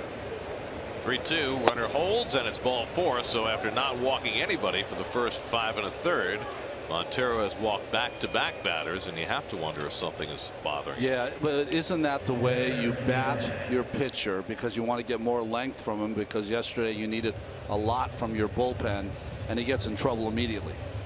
So explain to me why a pitcher would have his nails cut on every finger except his pinky. I don't know that. I know that when I played, guys would not cut a nail and keep it long and sharp because they used to cut the baseball. I mean, that's my first thought when I see that, but I don't think anybody does that anymore, do they? No, and his movement on his pitches isn't such that you would think that he's cutting a baseball at all. So I don't know. Maybe he just it feels comfortable, or I don't know. That to me would be cause a lot of injury. Doesn't look like a fashion statement. No. That's what we're going to have to ask about. No, remind me not to shake hands with Rafael. So Andrew Knapp comes to bat with 2 on and 1 out. Knapp had a base hit to drive and a run in the second. 1 for 2 on the day. And the bullpen will get cranking for the Mets, and a changeup to start off Knapp. 0-1.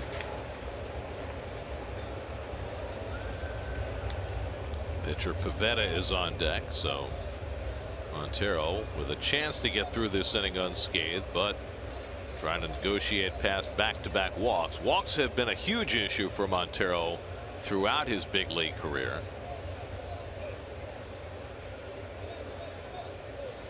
And as we've chronicled many times, in the minor leagues, he was known as a corner buster. Yeah. A guy who could be so precise with his pitches, and in the big leagues has been more off the corner. Just needs to do what he did to Knapp in the last at bat. Get himself a ground ball and get out of the inning.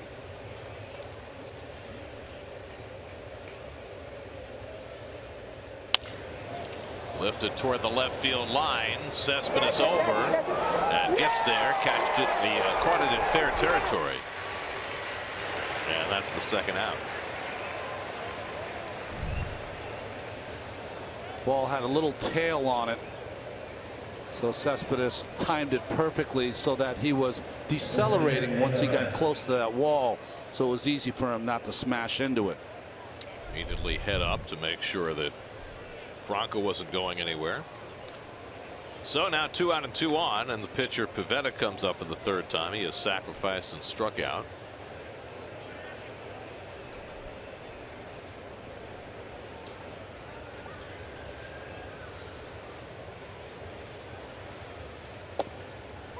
And a call strike. So here's Montero at 91 pitches. He threw 104 in 5 2/3 against the Giants last Sunday. So a little better pitch count today. And the slider fouled off, and now it's 0-2. Looks like he's changed speeds on his slider more today than we're accustomed to seeing. He's throwing more strikes with it, which is a good thing. And you know, if he can somehow get through this inning, you know, it's pretty good effort. You know, 4 runs over 6 innings. Just give his team a chance. Yeah. 0-2 on his opposite number, and he gets Pivetta looking to end the inning. So Montero able to work around a couple of walks. He picks up his 6th strikeout of the day. Mets will send up the top of the batting order when they come up in the bottom of the 6th. Still down 4-1.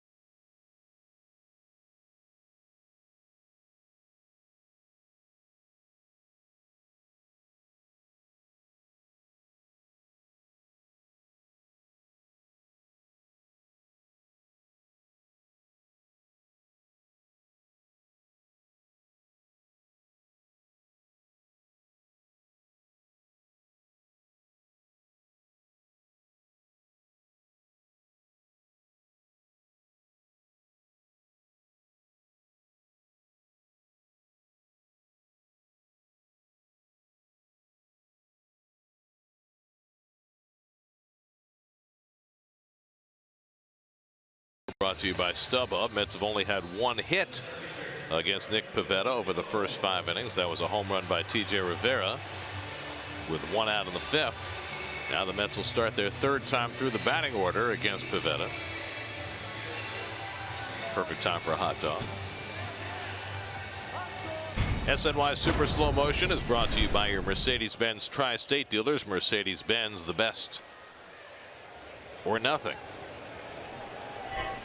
Nothing for Altair there. 6 innings, 4 runs allowed for Montero. We'll see if he continues. Meanwhile, Nick Pivetta starts his 6th inning. Brandon Nimmo leading off. Nimmo getting his first start of the season today. Not a scheduled day off for Curtis Granderson. Curtis came in this morning and told Terry Collins that his hip was feeling a little tight. And as Terry said, for Curtis to complain, it had to actually be tight. He is never the boy who cries wolf. I mean, always ready to go. So certainly questionable whether Curtis will be in the lineup tomorrow night against Strasburg and the Nationals. We'll have to wait. Nimmo flies one to center, chasing Altair back to the warning track to make the catch. 1 out. Altair looks pretty good out there, doesn't he? It's a big man, yeah, but he moves okay. Long strides, ball hit right on the nose, and he was able to look down a couple times, find out where he was, and then pick up the ball again. Big guys who've had success in center field, tall guys. How about Devon White?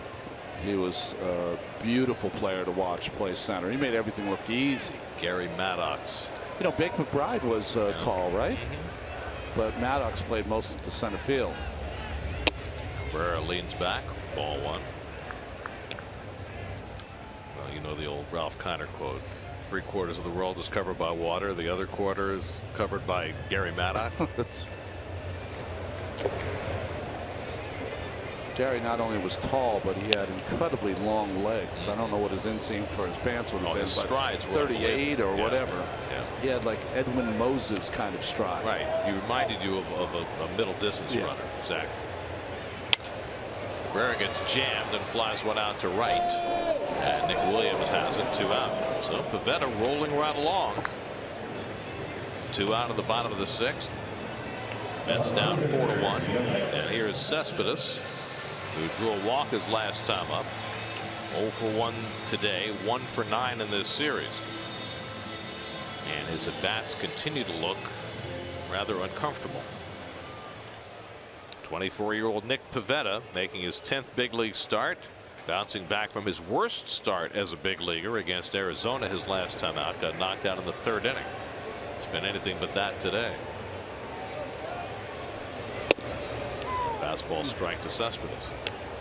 Seems like the Mets hitters are in between. When they're looking for him to throw a breaking ball for a ball, he pours a strike down the middle. When they're looking for the fastball, he mixes up an occasional breaking pitch. Drop down on that. That's the first time in this game. And got the high strike call from Ramon de Jesus. So he's ahead 0-2 on Cespedes. And that's drilled deep but foul.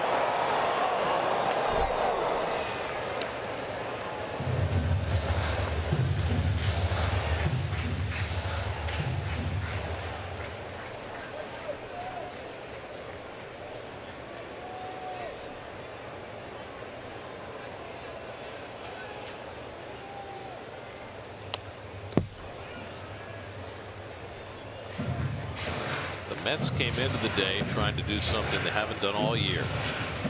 Sweep a series at home. They've only swept 2 series this year, one in Philadelphia in April and then that series in San Francisco last weekend. But they haven't swept a series at home, and here it is halfway through the season. Cespedes strikes out of the fastball. Pivetta continues to shine. His 4th strikeout. He's allowed just 1 hit through 6, and the Phillies lead 4-1.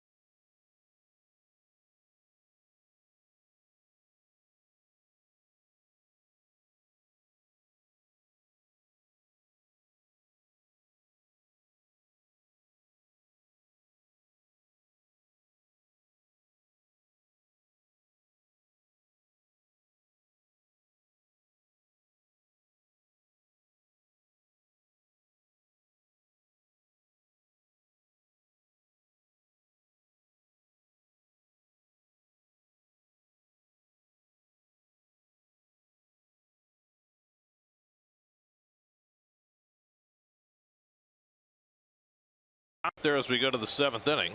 Montero has not given up a run in the last 4 innings after being straight for 4 runs in the 2nd. Top of the batting order for the Phillies, and Daniel Nava takes it high. Nava up for the 4th time. He's flied out and then singled twice. Singled to right in the 2nd, singled to left in the 5th. So Nava is 3 for 5 in this series. A veteran on an otherwise very young Phillies team. Well, he takes a lot of pitches. That's what makes him a good leadoff hitter despite not having great speed. His on-base percentage is always his strength. It was .387 coming into this game as he fouls one off the left side, 1-2. Freddie Galvis on deck, then Aaron Altair. Mets will keep the bullpen busy behind Montero, who's still under 100 pitches for the afternoon. Chase Bradford is up.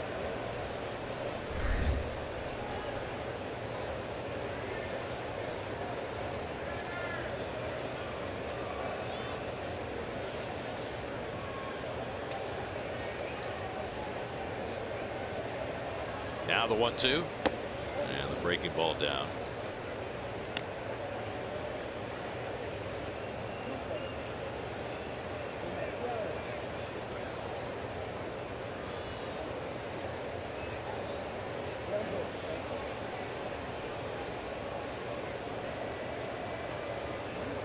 Two coming. Grounded slowly. Cabrera's got it. Nava retired, one away. Not home, no problem. Watch every SNY Mets game wherever you are on any device all season long with live streaming presented by Verizon. Just download the NBC Sports app or visit SNY.TV. Your home for live streaming coverage of every SNY Mets game. That means whether it's a 6 o'clock game tomorrow night in Washington or an 11 a.m. game on Tuesday. Get your sleep on Monday, Gary. You know, there's been more discussion around this team about the prospect of that 11 a.m. game on Tuesday than anything I can remember in a long time. Everybody's, what time do you get to the ballpark? And when's Terry going to have his pregame press conference? And when are you going to go to sleep the night before?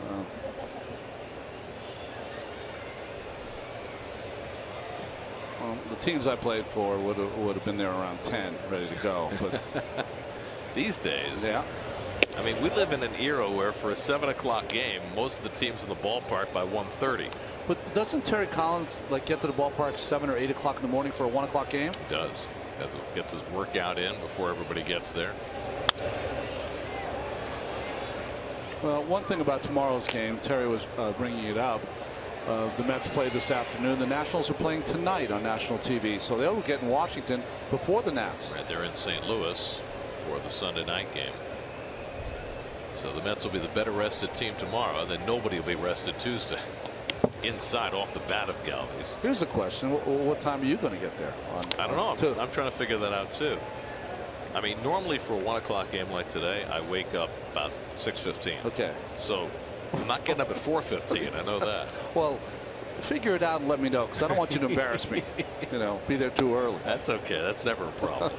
You and I mean, we trade off. That's right. You get here earlier than me. I get here earlier than you. We both get here earlier than Keith.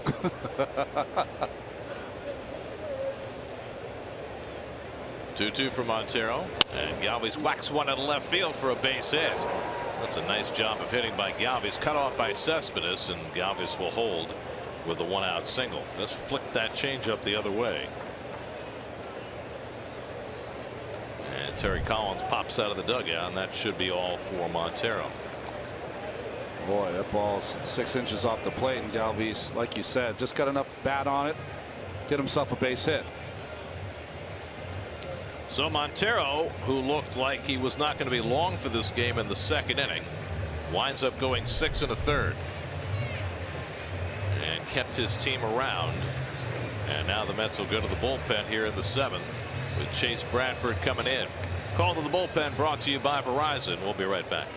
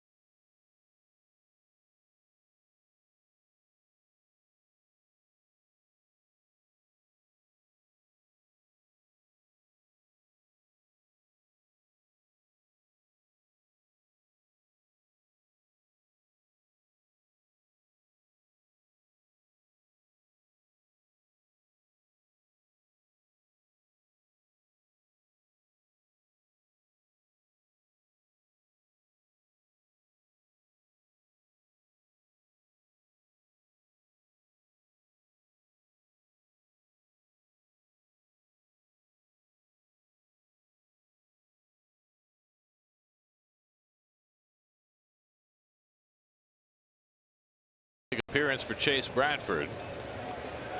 Hasn't pitched since last Wednesday. Here to get the most dangerous hitter of the Phillies out. Aaron Altair. It's a ground ball toward the hole. Snagged by Rivera. Out at second. Cabrera's relay not in time. T.J. Rivera going far to his left. Didn't look like a ball he was going to get to, but he was able to snag it in the webbing and get the force on Galvis for the second out. And he is the only infielder that could have gotten this out with the lunge and then the flick to second base. Cabrera could have held on to that. Altair has great speed. So there's an out on one pitch for Bradford. 2 down in the inning, and now Tommy Joseph. Well, you'd have to say that was overall a productive outing for Rafael Montero. He had the one bad inning in the second, but really settled in after that. Well, kind of a fluky fourth run with Knapp scoring from second base on a wild pitch. And a couple of ground balls that found holes. Right. And, you know, it's a Mets infield that allows ground balls that find holes, and it's part of the deal here. See the defense really bunched up on the left side because Joseph has been wearing it out to the pull side. He's got 2 base hits to left field today. Wow, they're really close together. It's interesting when you see a team change or make an adjustment in game from all the computer readouts they have on a certain hitter. That looks like the Tony Gwynn defense. Yeah. Cutting down that 5.5 hole that he used to hit the ball through. Baseball's version of the nickel defense there with Reyes and Rivera.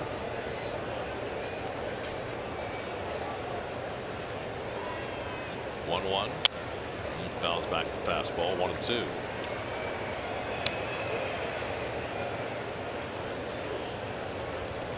So Montero went 6 1/3, allowed 8 hits, 2 walks, 6 strikeouts, 104 pitches.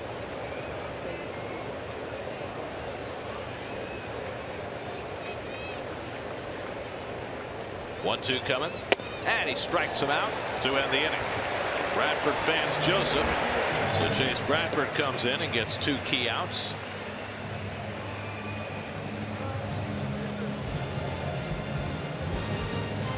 That takes us to the 7th inning stretch.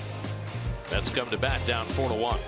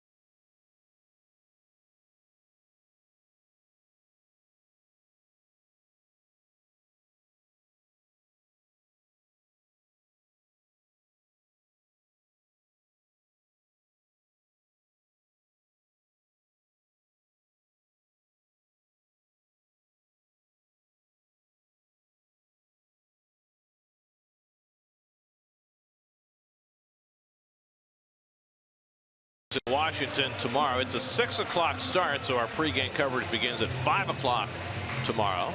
So set your watches or phones accordingly. For more on the Nationals, let's check in with Steve Gelb. Steve? Well, the good news for the Mets is they get the pitching matchups that they want in this series, avoiding Max Scherzer, who you mentioned is going tonight, and Gio Gonzalez, who's having a fantastic season, potentially an all-star season for Gio Gonzalez. Of course, they get Steven Strasburg, who the Mets know what he can do. But the back end of that rotation is where the Nationals can be had. Tanner Roark has not been pitching well, and Joe Ross. Now, the interesting thing about Joe Ross is overall his numbers do not look good, an ERA over 5. But recently, his last 3 starts, he's been pitching much, much better, and it has coincided with him for the first time in his career consistently throwing a changeup. Forever, he's been just that 2-pitch guy, the sinker-slider guy. He's wanted to add the changeup into his repertoire, give the hitters a different look, and just recently, he has started to feel confident enough throwing that pitch on a regular basis. So it'll be interesting to see just what Joe Ross, the Mets, see in this series. We saw that from Ross a couple of weeks ago. Yes, we did. Here's Jay Bruce leading off in the home 7th against Nick Pivetta, who has been the story in this game. 1 hit allowed through 6 innings. Bruce 0 for 2 today, 0 for 9 in the series, trying to get something started. Mets were down by 3 runs when they came to bat in the bottom of the 7th yesterday, hoping for a little more magic today to try and keep this streak going. And a fastball strike, 1-1. You know, the other guy for the Nationals who has really stepped up, we talked about the season-ending injury to Adam Eaton. Michael Taylor has been great, particularly lately. I mean, we always knew he had the athletic ability, but now it's starting to come together for him. Last 17 games, Taylor is hitting .371 with a .742 slugging percentage. Both foul by Bruce, 2-2. You know, you don't know how much to believe. You and I read a lot of stuff, right? So, you know, you have to sift through it and how much does it really mean. But there was a lot of things written that Dusty Baker has kind of taken Michael Taylor under his wing, and it's been his kind of pet project to get him better. Might be working. Well, the first thing that Dusty said when Eaton went down, and we were there, because you know, Eaton got hurt against the Mets. He said, Michael Taylor's had a lot of chances. He's going to get another chance. And clearly this time he has run with it. Bruce takes low and in, ball 4, and the Mets get the leadoff man on in the 7th. There's the 4th walk given up by Pivetta. And Lucas Duda will come to the plate with a man on. Those are the kind of pitches that'll drive a manager and pitching coach crazy. What is the score of the game? It's 4-1. You have a 3-run lead. It's a 3-2 count. Go after the hitter. You don't have to throw the slider. What's the worst that can happen? 4-2. There is nobody up yet in the Phillies bullpen. Pivetta's about to throw his 90th pitch. He's thrown as many as 107. Here's Duda, who's walked and flied out today, 0 for 1. He fouls away the first pitch fastball. And still with just 1 hit. That was the T.J. Rivera home run in the 5th inning, and T.J. is now on deck.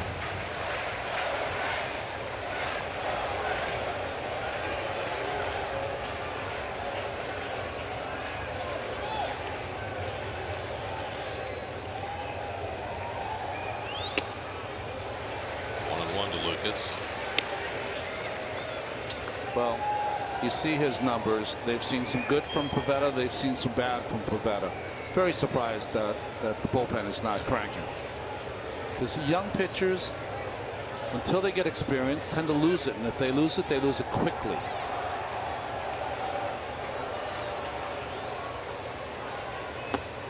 Breaking ball misses, 2-1. And, you know, it's not as though the Philly bullpen is overworked. They got 6 1/3 from their starter each of the first 2 games of this series.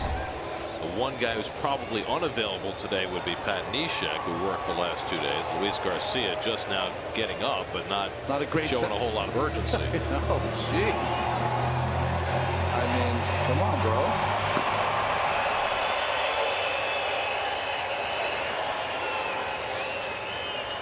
Two and 1 to Duda, with Bruce at first and nobody out.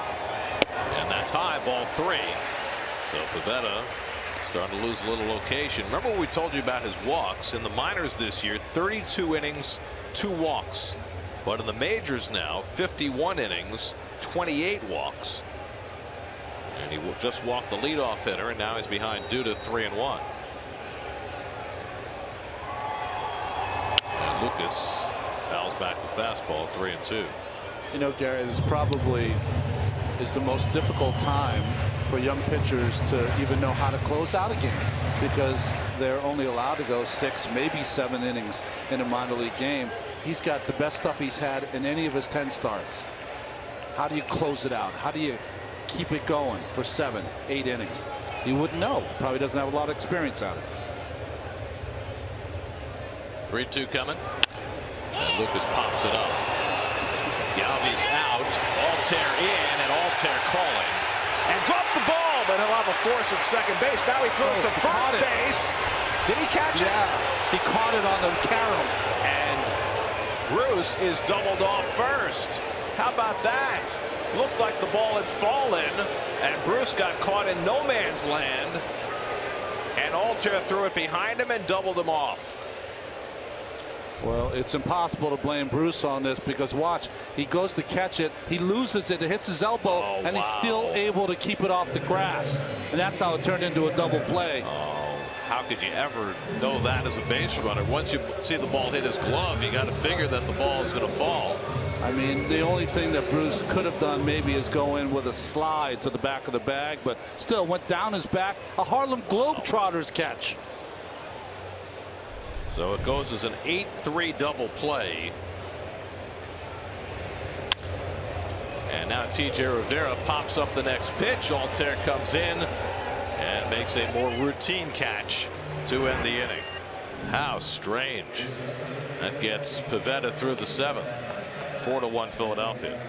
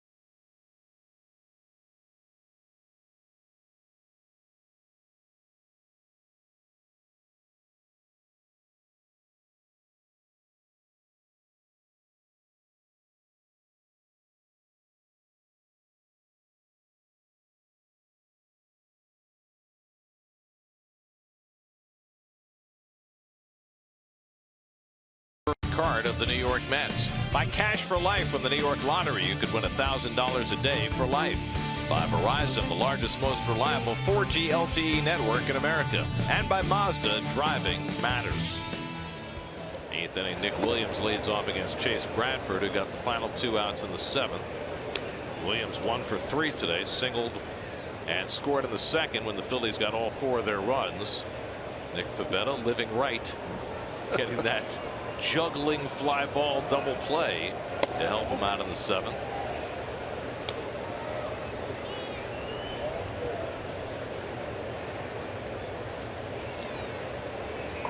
I almost had a Pavlovian moment there. You did the opening billboards. I was ready to talk about Nimmo again. Well, we had a little graphic trouble with our opening billboards, so we had to do them in the 8th inning. Yeah. Hope that doesn't mean we go another 9 after this. That's right.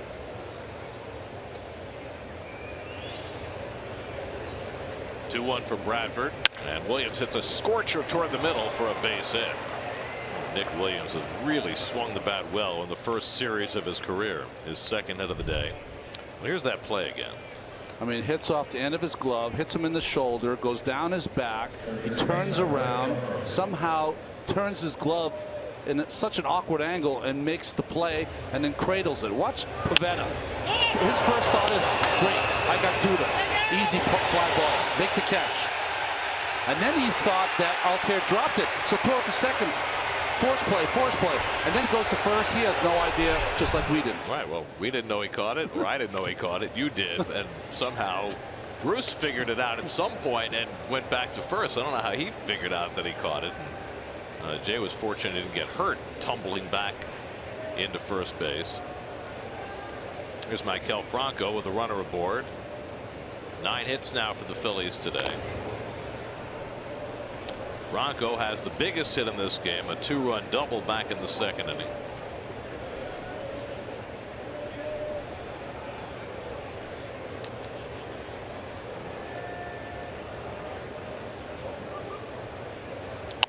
And Franco fouls off the slider, 0-1. Franco somehow drew a walk his last time up. Not sure how he did it or how Montero walked him, but he managed to. Well, he bounced the 3-2 changeup, but it's hard even to get to 3-2 against Franco. He is up there hacking. You're like walking Jeff Francoeur. Yeah, right. I mean, it's possible, but not likely. How is Frenchie doing, by the way? Have you heard him at all on TV? I have not. Oh, okay. I don't know how many games he's actually working, but I know that he has made his debut in the Atlanta TV booth. Oh, good. Which means that Chip has to talk much less. That's right. Grounded toward the hole. Reyes on the backhand, and did he get the out at second? He did, and they turned the double play. Cabrera a little shaken up as Williams came in hard, but he's able to turn the double play. 6-4-3, 2 out and nobody on. Franco's hanging around at first base thinking this call might get overturned. Well, Reyes with the good feed, and Cabrera in today's game, you figure you can use the back of the bag as a shield, but Williams kind of slid in and rolled. It's something you don't ever see. And waiting to see if the Phillies will challenge. And they will. Very close at first base. Here's that slide again. I wonder if Terry Collins could challenge that. He came in and rolled into the infielder. I mean, he got down in time. Yeah, definitely. And he stopped in time. But the question is, did he do anything illegal in between? I don't think he did anything illegal, but you know, the way the rule's written, it leaves a lot to interpretation. Well, Terry is coming out now to talk with one of the umpires. So if this call gets overturned, Terry's probably saying, I would like to challenge the play at second. So that's how this is going to work. So first the Phillies will challenge, and if they overturn the call at first, then Terry will issue a challenge about the slide at second. Play under review brought to you by Mazda. Driving matters. I don't know, that's interesting because you're not allowed to roll block the shortstop, but does that constitute a roll block? Since he got down in time, he stopped in time, and he didn't look like he rolled him on purpose. He kind of popped up and rolled. He didn't, but the on purpose part doesn't really matter with the rule because it's so difficult to, you know. It's a really hard one to judge. Yeah. So here's the slide. I mean, to me, this is a good slide because he doesn't really get into him. And in fact, he tried to hold himself back from getting into Cabrera. Well, I think what he was trying to do was avoid getting past the base because then it is interference if you can't hang on to the base. And honestly, I think that's why he ended up popping up. But see, he falls at late, kind of on the left knee of Cabrera. You can see him grabbing for that leg right away. Now the question also is the play at first, which was, to my eye, a little too close to call. Yes. So they got a lot to figure out.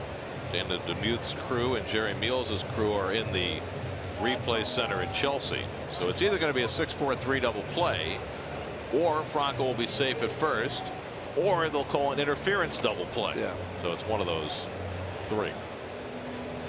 call on the field was that Franco was out at first and that the double play was completed. And the call on the field stands, and Terry has no reason to care. So it's if one, then you go to the second challenge. So a confusing one. Who's crew chief? Paul Emmel, right? Paul Emmel. They've had a rotating umpires here for the series.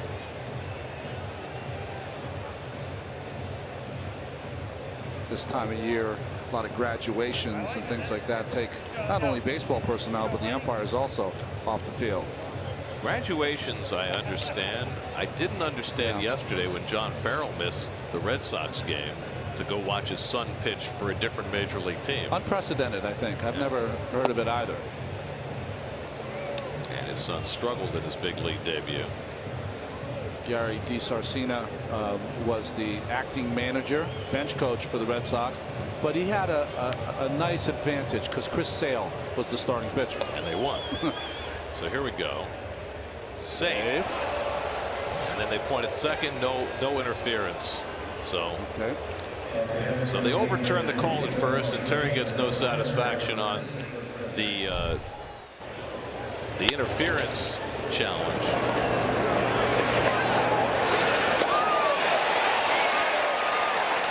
Well, in today's game, anything that looks awkward around second base is going to pique your interest as a manager. So the Phillies win their challenge. Franco's at first after the 6-4 fielder's choice. 1 out. Ty Kelly the batter. And Chase Bradford gets a fastball in for a strike. Kelly is sacrificed, grounded out and walked today. 0 for 1. Well, again, they went over the recommended 2-minute limit. This time you can kind of understand it because there were multiple things to check out.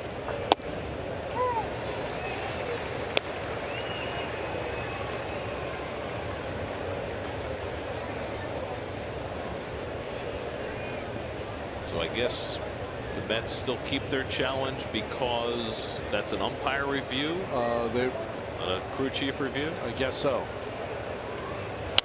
Slash foul, still 0-2.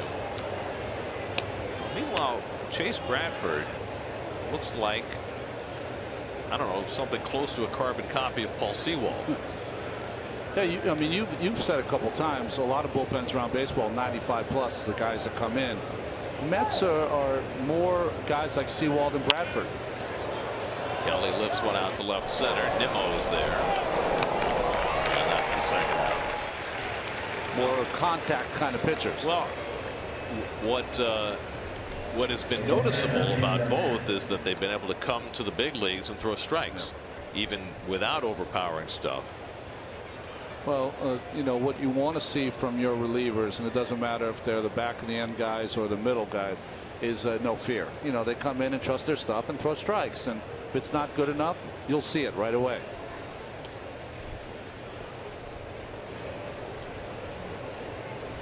So 2 out now. Andrew Knapp the batter. Knapp is 1 for 3, drove in a run with a second inning single, and now we're being told that the Mets did lose their challenge on the challenge of the slide rule. So the Mets are out of challenges where the Phillies retain theirs. Brock Stassi on deck to pinch hit, and see the challenge has been taken away. They've caught up. The tennis ball has disappeared. I know, it doesn't look, it's supposed to be a green light. It looks like a tennis ball to me too. Breaking ball by Bradford, and it's 0-2 to now.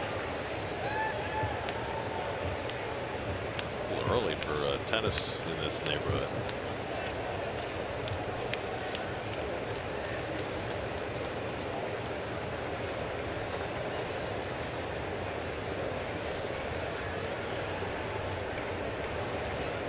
Bradford's 0-2, and Knapp grounds one slowly. Bradford can't get it. Duda can. Bradford covering, but too late. And it's an infield hit for Knapp, who has another speed mark on his ledger, an infield hit.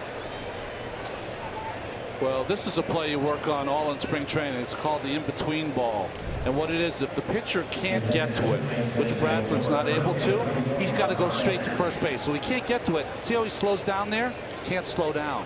You got to keep going if you miss it and get to first base so you're there in time. And he's a little late. And like you're right, the speedy Knapp. with another hit. Well, Knapp now has in this series in 2 games a triple, a delayed steal. He scored from second on a wild pitch, and now he has an infield hit. It's like every catcher. Here's Brock Stassi pinch hitting, 2 out and 2 on, and he slashes 1 foul. Stassi was one of the great success stories out of spring training. Made the Phillies team, very emotional about it. After a decade in the minor leagues.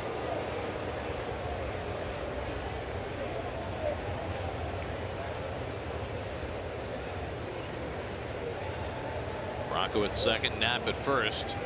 Stassi hitting just 174, and he lines one toward the middle. That's a base hit. Franco around third, racing home. Here comes Nimmo's throw to the plate. One hopper, it gets away from Rivera. Backed up by Bradford. The run scores on the base hit by Stassi, and the Phillies lead 5-1.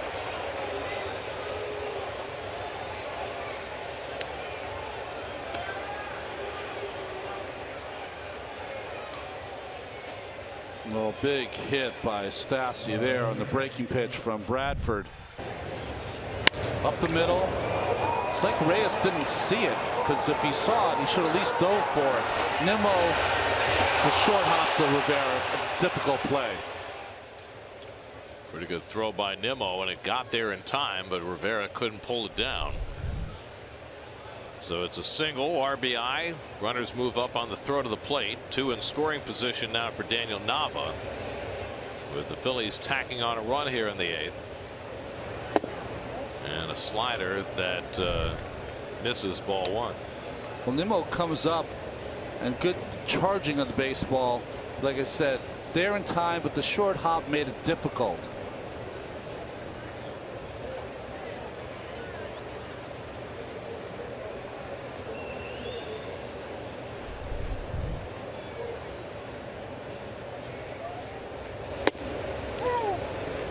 To Nava, who has 2 hits today. 2 of the Phillies' 11 hits on the afternoon. They've out-hit the Mets 11-1. Well, this is where you have to get out of the inning without giving up any more runs if you're going to have a shot.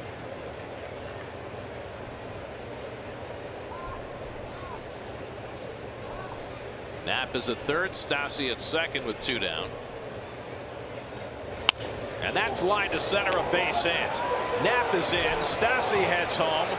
Nimmo's throw to the plate, not in time. Down to second base goes Nava. It's a 3-run inning for the Phillies, and they've broken it open. It's now 7-1 Philadelphia. 3rd hit of the day for Nava, and it drives home a pair.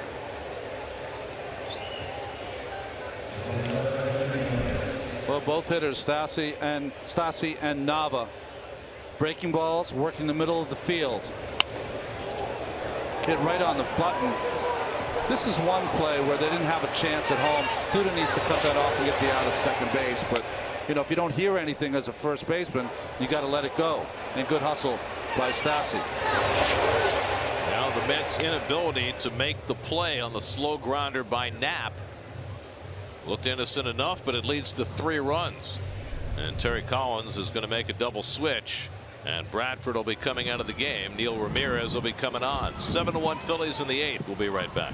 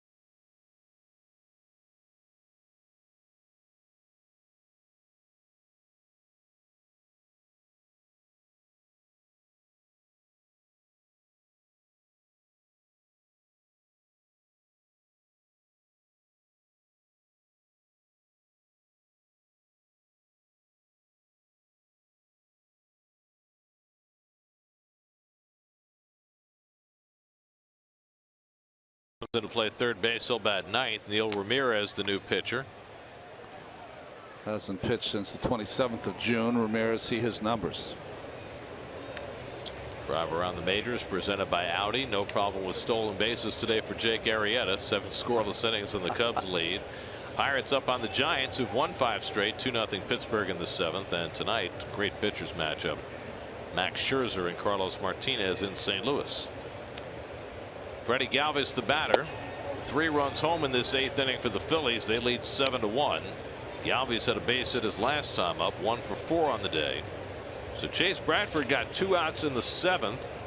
He had 2 outs and a runner at first in the 8th. Then that, as Ronnie called it, the tweener, where he did not break quickly to first base, cost him an infield hit and eventually 3 runs and maybe another. 2-0 now to Galvis. It's honestly, it can look like a tough play, but it's not. All you do is you sell out for the play, but you take the angle to first base that allows you to cover it. If you can't make the play, then you just cover first. If you do make the play, you just run to first and tag it yourself, 1 unassisted. Not that tough.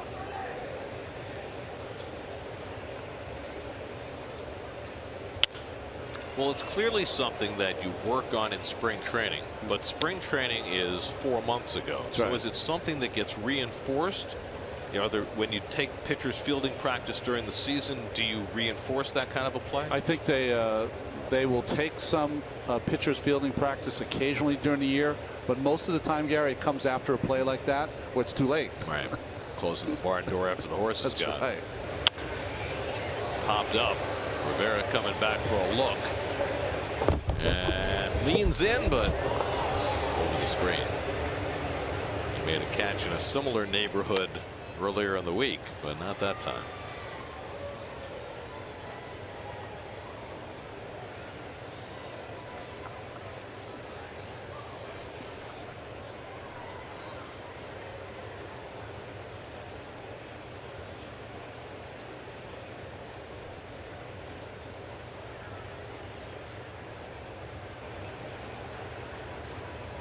Two from Ramirez, and they got him with a slider. That retires the side. But the Phillies scored 3 in the top of the 8th. Mets down 7-1.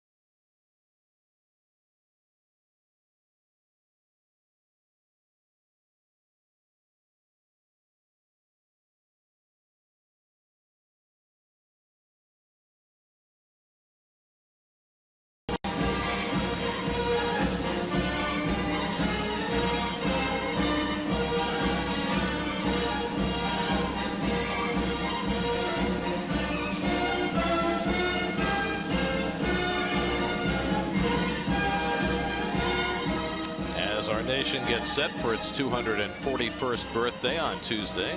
Stars and stripes galore around the ball field today.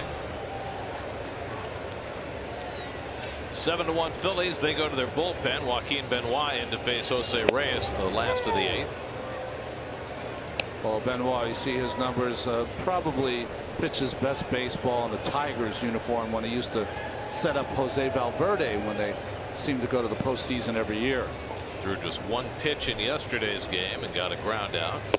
Reyes flails at the changeup that has always been Benoit's calling card, and it's 0-2.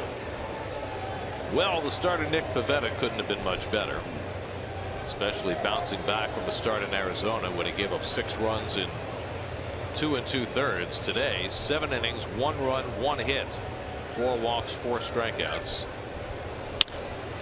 Hooked foul by Reyes. People's United Bank brings you today's starters. Pivetta was great. Rafael Montero had the 1 bad inning, persevered into the 7th, but that 1 bad inning enough with Pivetta pitching as well as he did, and now the Phillies having tacked on 3 against the Mets bullpen. Reyes is 0 for 2 today, 3 for 7 in this series. And he pokes one right back to Benoit. 1 out. Joaquin Benoit just shy of his 40th birthday. He's laughing like, I'm too old to be bending over and making that play. Now Rene Rivera, who has flied out and walked today, 0 for 1.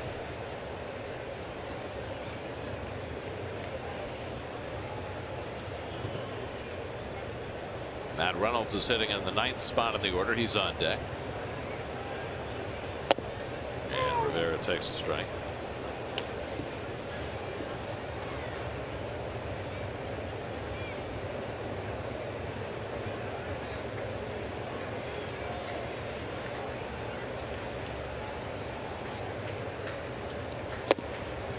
And he swings through the fastball. Benoit still getting it up there at 95. Lost his grip there, Rene. You mean that in a holding the bat sense, yes. right? No, he's sane. He's fine.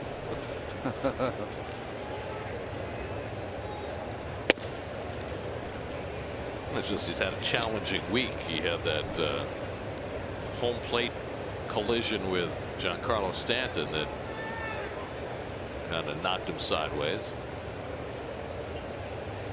Was feeling that for a couple of days. Got back in the lineup today. And he goes down swinging against Benoit for the 2nd out. So 2 out and nobody on. Well, Benoit, he can still sling it. Been doing it for a long time. And to maintain that 95-mile-an-hour heater still to pitching so many years is pretty amazing.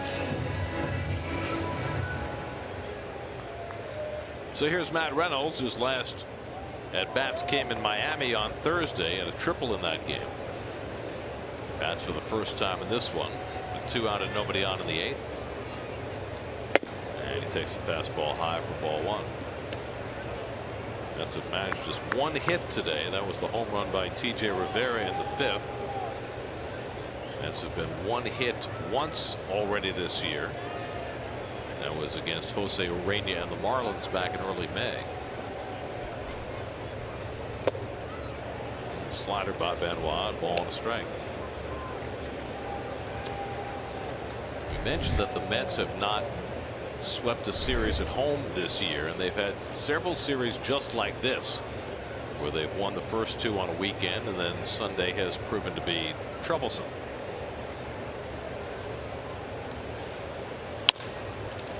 Popped up, shallow center. Kelly out. Altair in. Altair can't make the catch. And Reynolds has a base hit. So no circus play by Altair this time. And Reynolds is aboard with the Mets' 2nd hit of the day. What we've seen in this game is Altair, who usually plays right field, is very good at going back on the ball, but the 2 times that he's had to come in, he always takes the step back and gets a late jump on coming in on that ball. off the end of the bat. Now it's always a hard read because it's a full swing by Reynolds and the ball drops in front of you. So the Mets have a 2-out base runner, and now Brandon Nimmo, who is 0 for 3 today, hit one of the warning track in center field his last time up. And tries to hold one around on the changeup, 0-1. Joseph at first, playing behind Reynolds with a 6-run margin, figuring Matt's not going anywhere.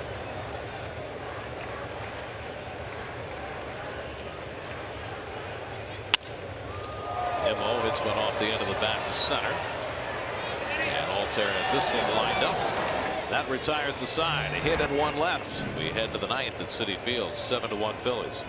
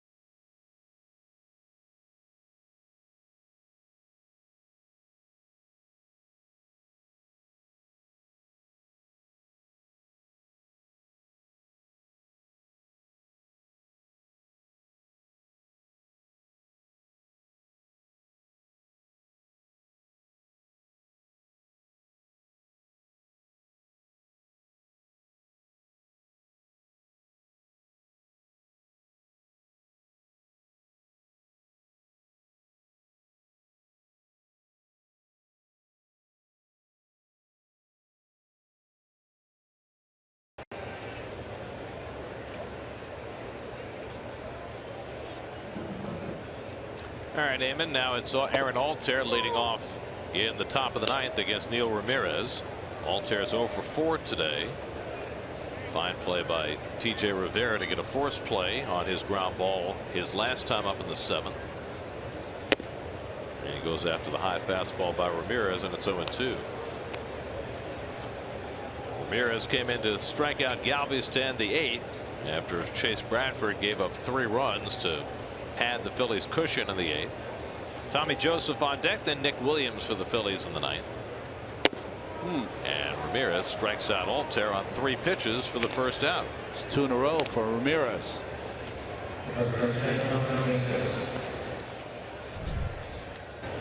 Just 2 fastballs up after the first pitch breaking ball was enough. Looks like he's pitching a little angrier today. Maybe that's a good thing. More aggressive is the key. He's got the pitches to put hitters away. He just can't be pitching behind the count. Tommy Joseph goes after a first pitch fastball.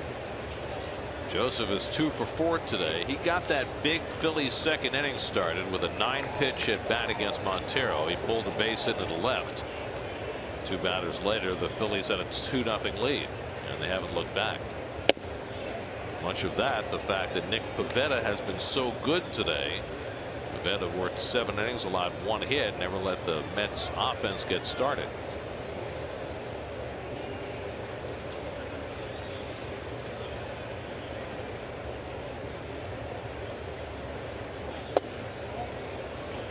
So the Mets, who were 12.5 games back at their worst and 12 games back a week ago, started today 8.5 behind the Nationals.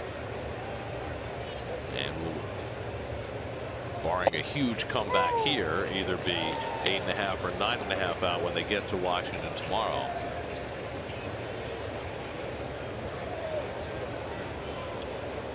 It's an interesting time to have this series because the Nats, with the injury to Trey Turner and the bullpen problems they've had, are probably back on their heels a little bit more than they've been in recent weeks. And as Steve Gelb said, you know, you're not going to face Scherzer or Gio Gonzalez, and that's even though you got to face Strasburg in the first game, that's a benefit.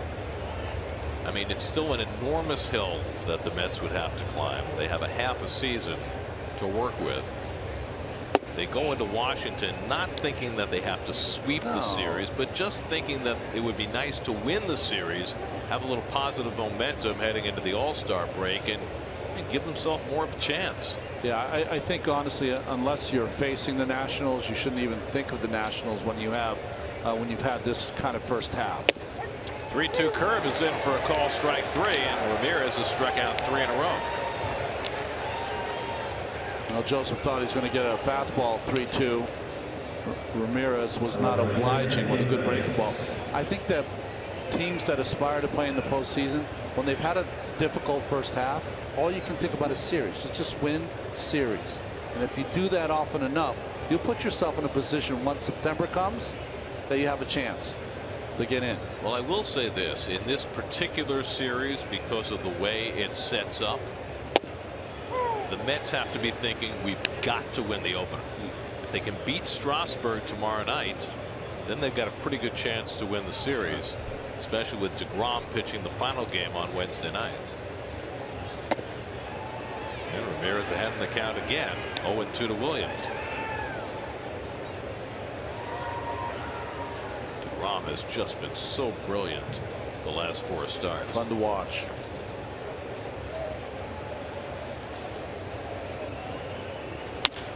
Williams lifts one to center. Nimmo got a late start back, but don't get there. And that retires the side.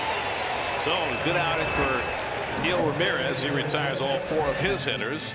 Mets down 6 as they come to bat in the bottom of the 9th.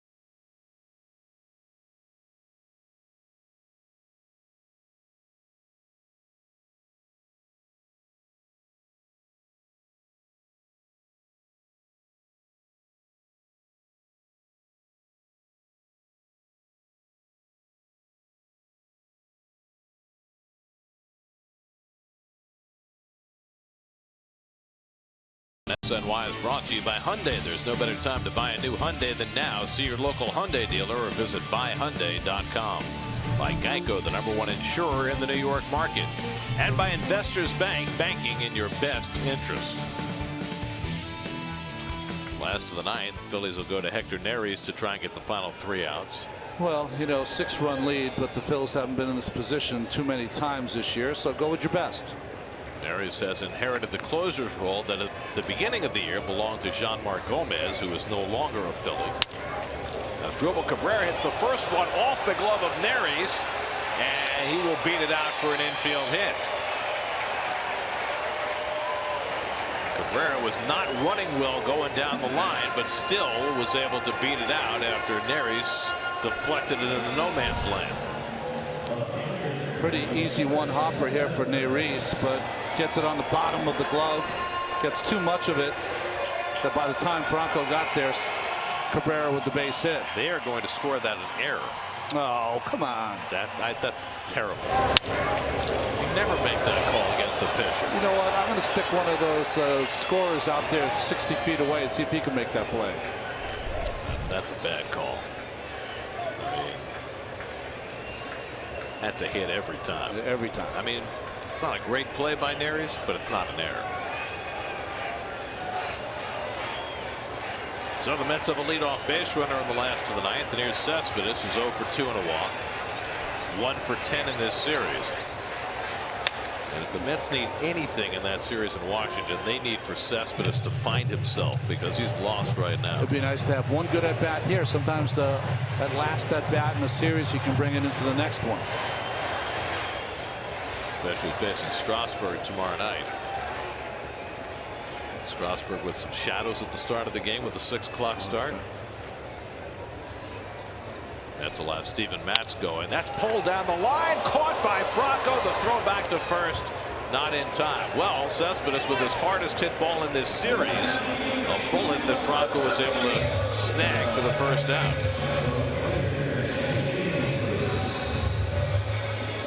With the big lead, Franco was playing close to the line.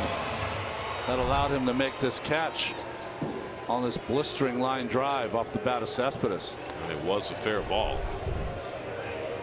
So 1 out and 1 on. So that was a more encouraging at bat for Cespedes. Here's Jay Bruce, who's 0 for 2 and a walk. He's gone without a hit in this series. Jay is 0 for 9 in the 3 games.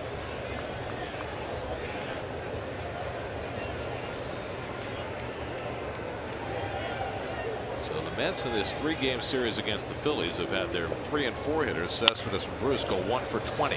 Grounded in the hole. Kelly goes the long way for the force. You're going to have to appeal that play at second base. Galvis did not keep his foot on the bag. Cabrera should stay there. And Perry Collins is telling him to do exactly that, pointing out, saying stay at second base. Galvis took his foot off the bag too early. And the Mets will have to ask for a crew chief review because they do not have a challenge. They used their challenge arguing on the slide rule earlier. And the umpires will initiate a crew chief review to check it out. Yeah, not even close. This will be an easy one for him. Honestly, that's a nice play by Kelly, but not a good choice. You should make the play at first base. 6-run lead. Just get him out. Yeah. I mean, he would have got the out at second base if Galvis had played it correctly, but it's not the proper play to make. Just get it out. Play under review brought to you by Mazda. Driving matters. Well, it's a hope against hope time of the game for the Mets, down by 6 runs in the bottom of the 9th. But clearly Galvis came off the bag early. They're showing it up on the big board here now, and all the fans are seeing it. And this shouldn't really take very long. Don't understand why it's taken as long as it has. And now the call is overturned. So how are they going to score that? Fielder's choice, right? Well, except the ball was there in time, so it could be an E6. Should be an E6. Yeah, that's a better call, Gary. So Lucas Duda will come up with a couple of men on.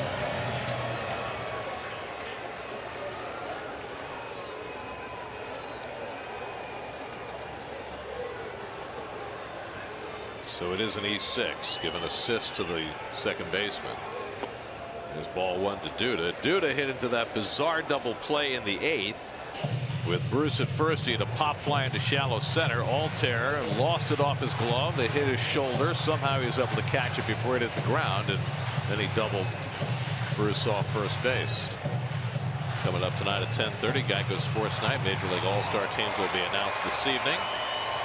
Matchup in St. Louis. Nats and the Cardinals, and basketball news as well. Geico Sports Night at 10:30 tonight. Dude is 0 for 2 today, 2 for 6 in this series, a homer yesterday. And he grounds that one foul, and it's 1-1. SNY Super Slow Motion is brought to you by your Mercedes-Benz Tri-State dealers. Mercedes-Benz, the best or nothing. Still can't believe Rivera got to that ball.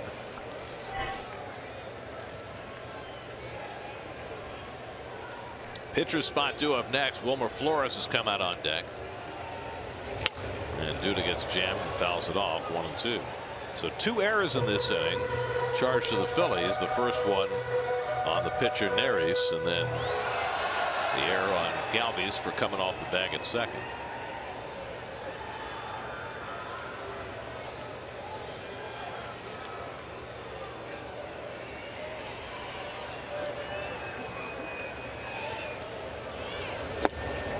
And the dirt with the splitter, and it's 2-2. That splitter is the pitch for Hector Neris. Yeah, he's like most guys who have a good splitter, though. He's got to use his fastball enough to get you thinking fastball, and then he can throw that good splitter. He's thrown his splitter 50% of the time this year. Cabrera at second. Bruce at first with 1 out. And that's up and away, and now a full count to Duda. What separates Neris from other guys that throw split fingers, at his best, he can throw it for a strike. The problem with bringing your closer in with a 6-run lead is what happens if he gets in trouble? Yeah, well, what do you do next when it becomes an actual save situation because he's having a rough day? and if Let's hope to find out. Yeah, and if it does become that problem for the Phillies, your closer's 20-25 pitches in.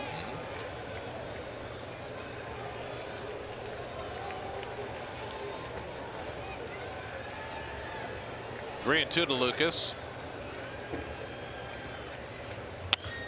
And he carves one down the left field line. A little slice away and go foul.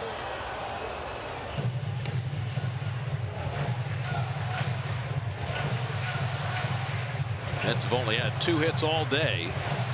TJ Rivera homered in the 5th. Matt Reynolds hit a pop fly single in the 8th. It's been it. 2 errors, putting 2 runners on base here in the 9th.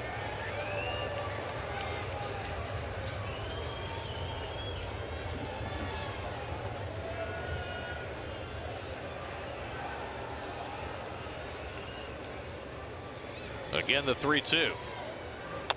And Duda just got a piece of that splitter to stay in.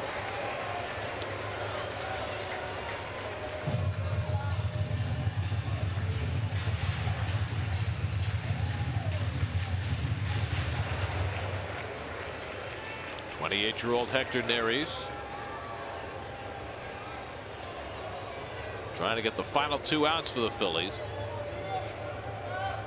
8th pitch coming to Duda. And Lucas hits that one out to left. Nava got a late start back, but he makes the catch. Not a good route by Nava, but he survived it, and that's the 2nd out. And I think you're right. I don't think the ball carried as much as just Nava made it look like it carried, because he not only took a bad route, but also didn't really have a lot of urgency to get back there. He's trying to time that catch very close to missing it. So the Mets are down to their final out of the afternoon, and Wilmer Flores will pinch hit. Flores came off the bench yesterday for a pinch hit single that drove in a run in the Mets' winning rally in the 7th. 3 for 10 as a pinch hitter this year, and takes the first pitch fastball for ball 1.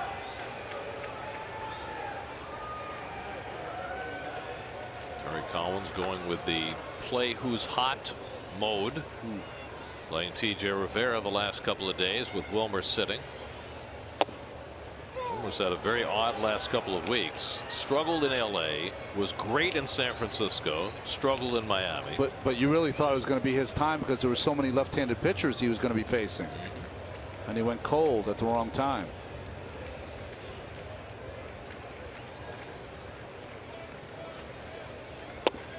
Well, he was hot for about 6 weeks against both lefties and righties. But that hot streak went away, and now he's trying to get another one started. But now he and the Mets are down to their final strike.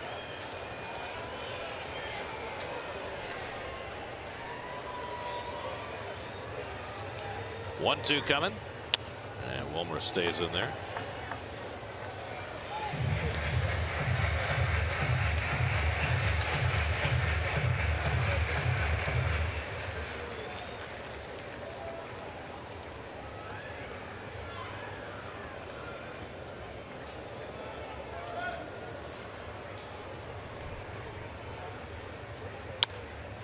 And another foul ball. Reese pouring in that fastball.